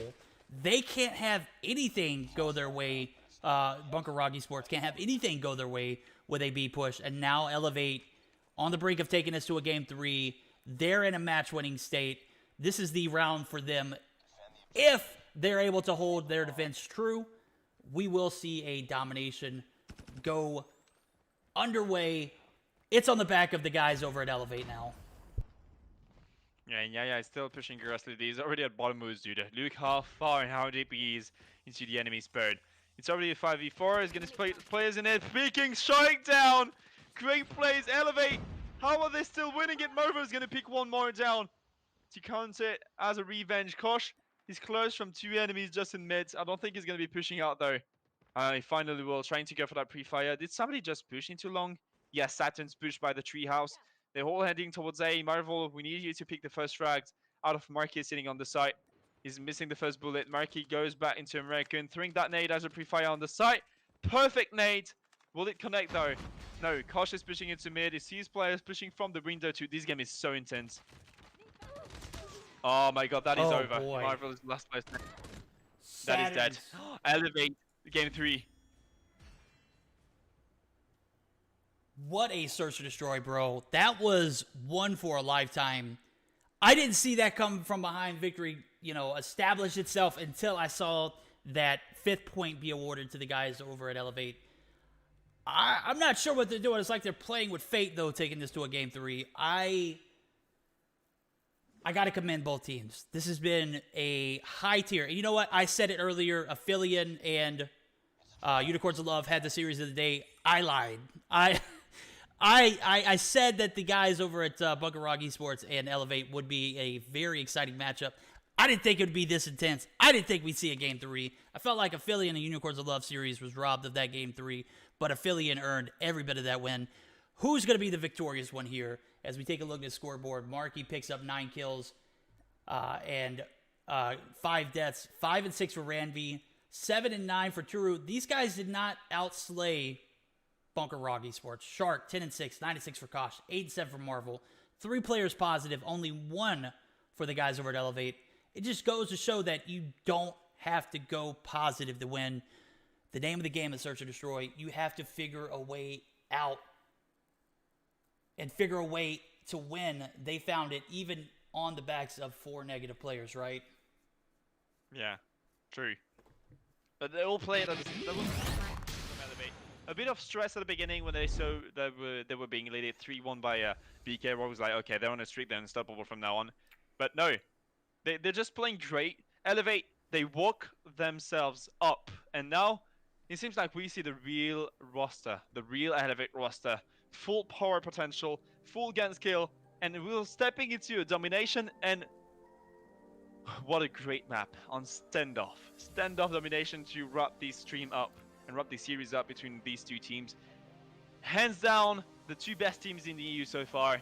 But let's see who's going to be the best team out of this matchup for tonight. So excited about this, waiting for the screenshot as always, and then we'll be starting this final game. Elevate, is that going to be a reverse sweep from them, or are BK ROG just going to go back to normal and give this a 2-1 for them? I can't even tell you. I'm really lost right now. I'm lost too, bro. I saw a comeback in that Search and Destroy. I felt like Bunker ROG eSports, and I say this as much as respectful as I can. They're playing with fire right now. They have a stacked roster, but to take this to a game 3 is, I don't know, man. I'm not sure if they'll be able to come out victorious on this. Elevate, again, as I said earlier in the Search and Destroy matchup, they have proven themselves. They know how to win. They will find a way to win. This is your time, Bunker ROG eSports. Are you going to be able to find a way to win? You're going against Elevate. All right? You're going to have to do it on a domination on standoff. Let's do it. Let's see it. Game 3 here in this 1-all series. What do you got, Chad? What do you think? May the best team wins. May the best team win. May the best. Yeah, both home flies are being captured as we speak. As C is being a bit slower than A, but now that is a perfect timing. They're all going for these slaps around these broken wall and stuff. Let's see who gets the -4 or -3 first, and who gets this B cap first is going to be the one that is going to be charting the most from there on. Oh, Turu's trying to go for the pre-fire. That's a -2 coming from ROG. They're trying to get these kills as much as possible. They keep postponing, and they're not going on a good streak. They're not even trying to go for that kills. He's tagging this B flag, going 1 by 1. That is a -3. When Ray reduces that, is sitting by the red car. Switching on the left, but is going to get Flame Shark. Almost gets the 180. They're trying to hit that B, but this B flag on standoff is so hard to get, dude. It's really hard to get. Harder than everything in my life. I completely agree with you. This B site, especially with the amount of gun skill in this game. Shark, 7 kills already off the rip. It looks like they're trading 2 and 3 at a time. How they're doing it, I have no idea. We're going to see a 40% cap come through for the guys over at Elevate, but they are going to be denied 50% now. All they need is a little bit of help, a little bit of hope. That is going to be denied as ROG makes their way on it. 4-man deep. They capture B. No, they're going to be denied. Saturns denies them single-handedly as he is up to 5 kills. And what happened there for Bunker ROG, I have no idea. Saturns was what happened. It's still 60% cap. Bunker ROG needs to get on this point. They need to find a way to get a few kills and find themselves on the hill. You can't just push up there 4 strong and expect not to get wiped. We are going to see 2 of them be denied there as Ramvi tried to get onto the hill. He is going to be pushed and taken out. 50% capped almost for the side of Bunker ROG eSports. This is where we're at. We're at a standoff on standoff. Nobody able to get on the B site. Nobody able to capture it early on. We're going to see Ramvi get denied, Marky get denied, and if you are Bunker ROG eSports, that's your time to get in the hill, or the Dom site. That's their occasion to get B, and I'm pretty sure they're not even getting it out of it, but they need a -3. ROG, what are you even thinking about staying on the side of the map? Trying to go for it too. They're all pushing towards Garden now. He has one on top Granny, the other one by the bottom is going to get shotted down. Reve, that's a -3. They actually can deny the site from now on. But they're not even stepping on this. Turu's missing. Kosh getting the -2. And BK ROG, there's no way you guys are missing this up and not even capturing this B so far. The B is almost captured. It's an inch away. But they're not even able to step on it. But Marvel is terrible. I hate these sort of players, I have to say. People sitting on top of blue. But this is the worst scenario for a player trying to cap B, having somebody camping on top with an AR that is lasering through and across the entire map. Marvel is playing that smartly but surely, and that is safe. A safe option for his team so far. It's been great. 43 to 43, a minute and 50 seconds remaining, and still no big cap happened. The way that this game is going, we're going to have to see a overtime. B is going to be finally capped by the side of BK ROG eSports. Will they be able to maintain it and hold it here? I'm assuming they will. With the amount of slaying power both of these teams have, they're just going to be, this is going to be like a slaughter fest, bro. They're going to be trading consistently. B is going to be pushed. B is going to be capped. You can't deny that. Kosh firing his shots away. Yaya going to be on the A site. Yaya picks up a kill, and a triple cap might come through on the backs of Yaya. He gets it. They confirm it. B is going to be pushed. BK ROG eSports going to be denied B. Will they be able to capture C or A? I don't know. How did Elevate come through and clutch a 3-piece here? Nobody on C. Nobody on A. C is finally capped. A is going to be denied. Elevate is going to come out better on this as they are going to go for another 3 cap. They are going to be denied. Marvel comes through and recaps. What happened there for BK ROG eSports? I'm not 100% sure. Elevate comes through. Well played by them. They are going to win this first half. If I can go ahead and presume that they're able to hold A and B. What a way to turn the game around, as B and A were capped by the guys over at BK ROG eSports, but immediately transferred back over to Team Elevate.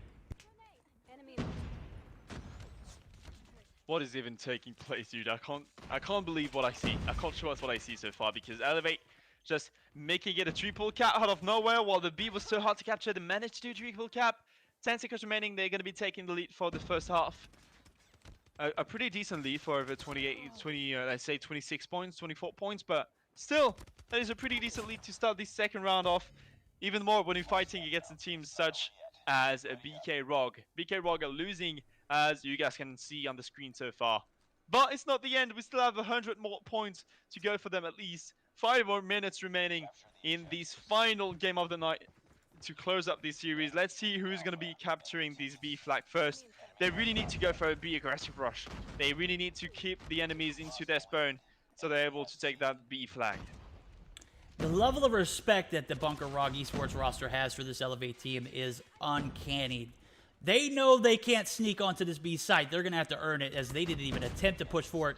And Saturn's is going to be able to secure it. No, Shark denies it. Shark's going to be taken out. Shark picks up his 20th, and now we're right back where we started.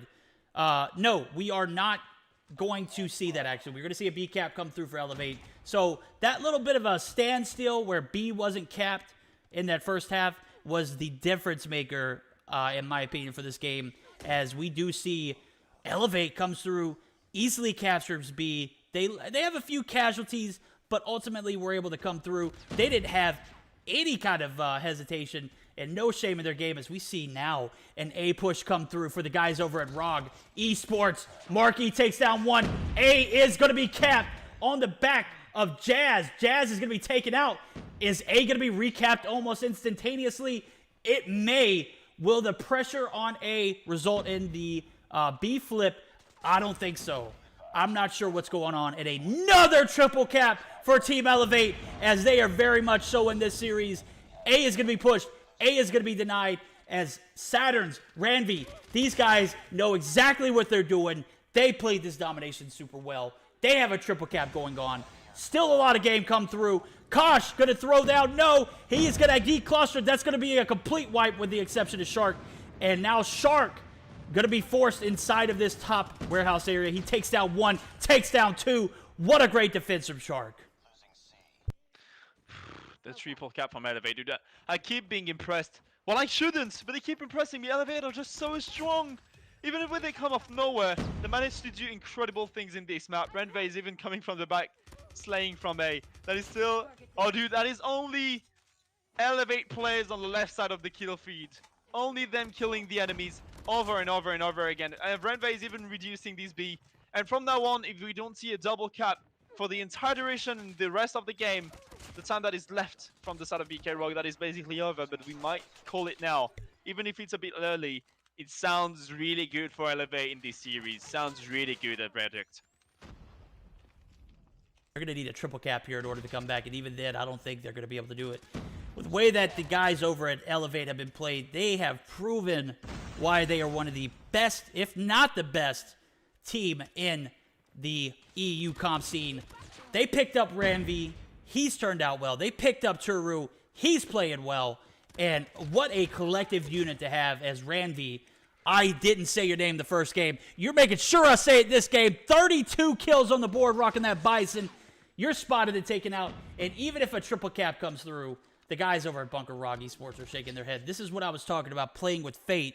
You got to take that second game. You lose the Search and Destroy. Now you're playing at a domination on standoff. Sure, this map is an OG map, and everyone has their different ways of playing it. But Elevate, just playing it better, my guy.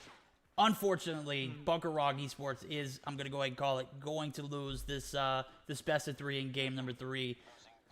GG's, though, as I saw a tremendous effort from Bunker ROG eSports in that first game. Should have kept that same momentum going into game 2. And I am very impressed with both of these teams right now. I am almost out of breath now as I do see, the final seconds dwindling down. ROG eSports unable to seal the deal. They are going to lose this third game. Elevate, flexing. Jesus. What a game 3. Jesus Christ. Oh, I swear to God, dude. Jesus Christ, that game was incredible. What I'm really happy to see that Elevate are still on top and really impressed. Let's talk with facts. Really impressed by BK ROG eSports there. The new roster looks fire. And I think they only need a bit more training together to create this chemistry and synergy within these teammates. And this roster is going to start. Both rosters are just neck to neck every time. And I'm pretty sure these two are going to fight for the first spot in EU champs and even for EU in general. Pretty sure these are the 2 best teams I've seen so far.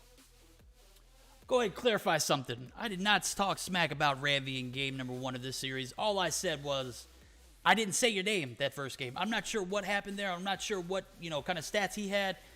But dude showed up for game number 2 and 3.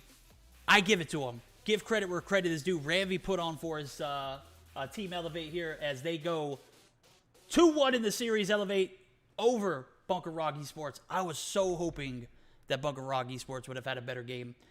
It just didn't turn out the way that it needed to. Ranvi 34-17 goes double positive, bro. Carried. But without a collective effort from all 4 of the remaining players, I don't think that Elevate would have been able to do it. Elevate showing why they are continuously winning. Bunker ROG eSports, GG's my guy. I have to say, I'm looking forward to a rematch of this series down the road. Right? I swear. Please. Yes. Yes. That's what we want. We want these rematches so bad, dude. Oh my God, I'm so hoarse, bro. I've been talking so much. That game 3 got me hyped. Ladies and gentlemen. Hyped. Same here. Same here. This entire stream was actually fire. So all the games were close. The first one was less closer than the rest, but all these games, dude. Round 11s, we got it twice. No, even 3 times. Elevate. Did Elevate win in the round 11 as well? I'm baffled. We'll take a look at the results from the day. That's right, guys. We are looking at Originals taking 1 of the 3, which was due to a forfeit. Ultima showing ultimately why they were the better team in that performance. 2 games in a row. Zygnus EU takes their 2-0 over Hypnotize, Aphelion, Unicorns of Love. I felt like if that would have went to a game 3, we would have been like so pumped, and I would have been tired for that last series. So I'm kind of, looking back on it, glad we didn't see a game 3 there, but it could have gone either way. Aphelion flexed, and they have a 2-0 over UOL. Bunker ROG eSports started off so strong and promising. I, again, will continue to say I need to see this matchup in the future. Whether it be a week from now or 2 months from now, I need to see this happen again soon. Sooner than later, hopefully. As sooner than later. Elevate takes that series 2-1. That's going to take us to our standings, guys. As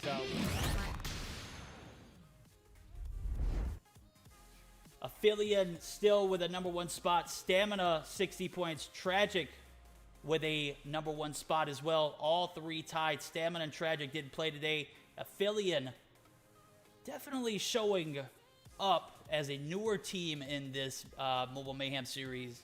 Showing very early promise, am I right?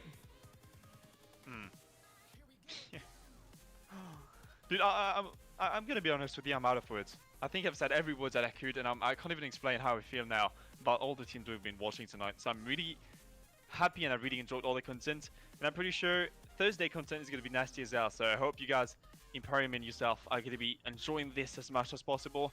Keep an eye on these teams we mentioned today. I smell some spicy things coming up from them. I do as well, as I do see a very competitive season about to go underway. We are in week number 3. Dude, man, I'm out of words too, bro. I normally have a lot to say right now. I just, you know, and it is as unfortunate as that sounds. I had to say, Flo, I had a fantastic day, bro. I think this stream was a hell of a 4-game series or 4-series matchup. And bro, my head started to hurt. I need to get something to drink, bro. I'm gonna leave you with the last words, and we're gonna go ahead and pursue a raid on my girl Susie Glue. Perfect choice. Hope you guys all enjoyed tonight's stream. That was a pleasure for Vedic and myself to cast it for you, and we'll bring you some more action on Thursday with these beasts at casting, Imperium and Verdict himself. Hope you guys enjoyed. We're on the mic. It's over for us now. Good night, everyone. Good night, everybody.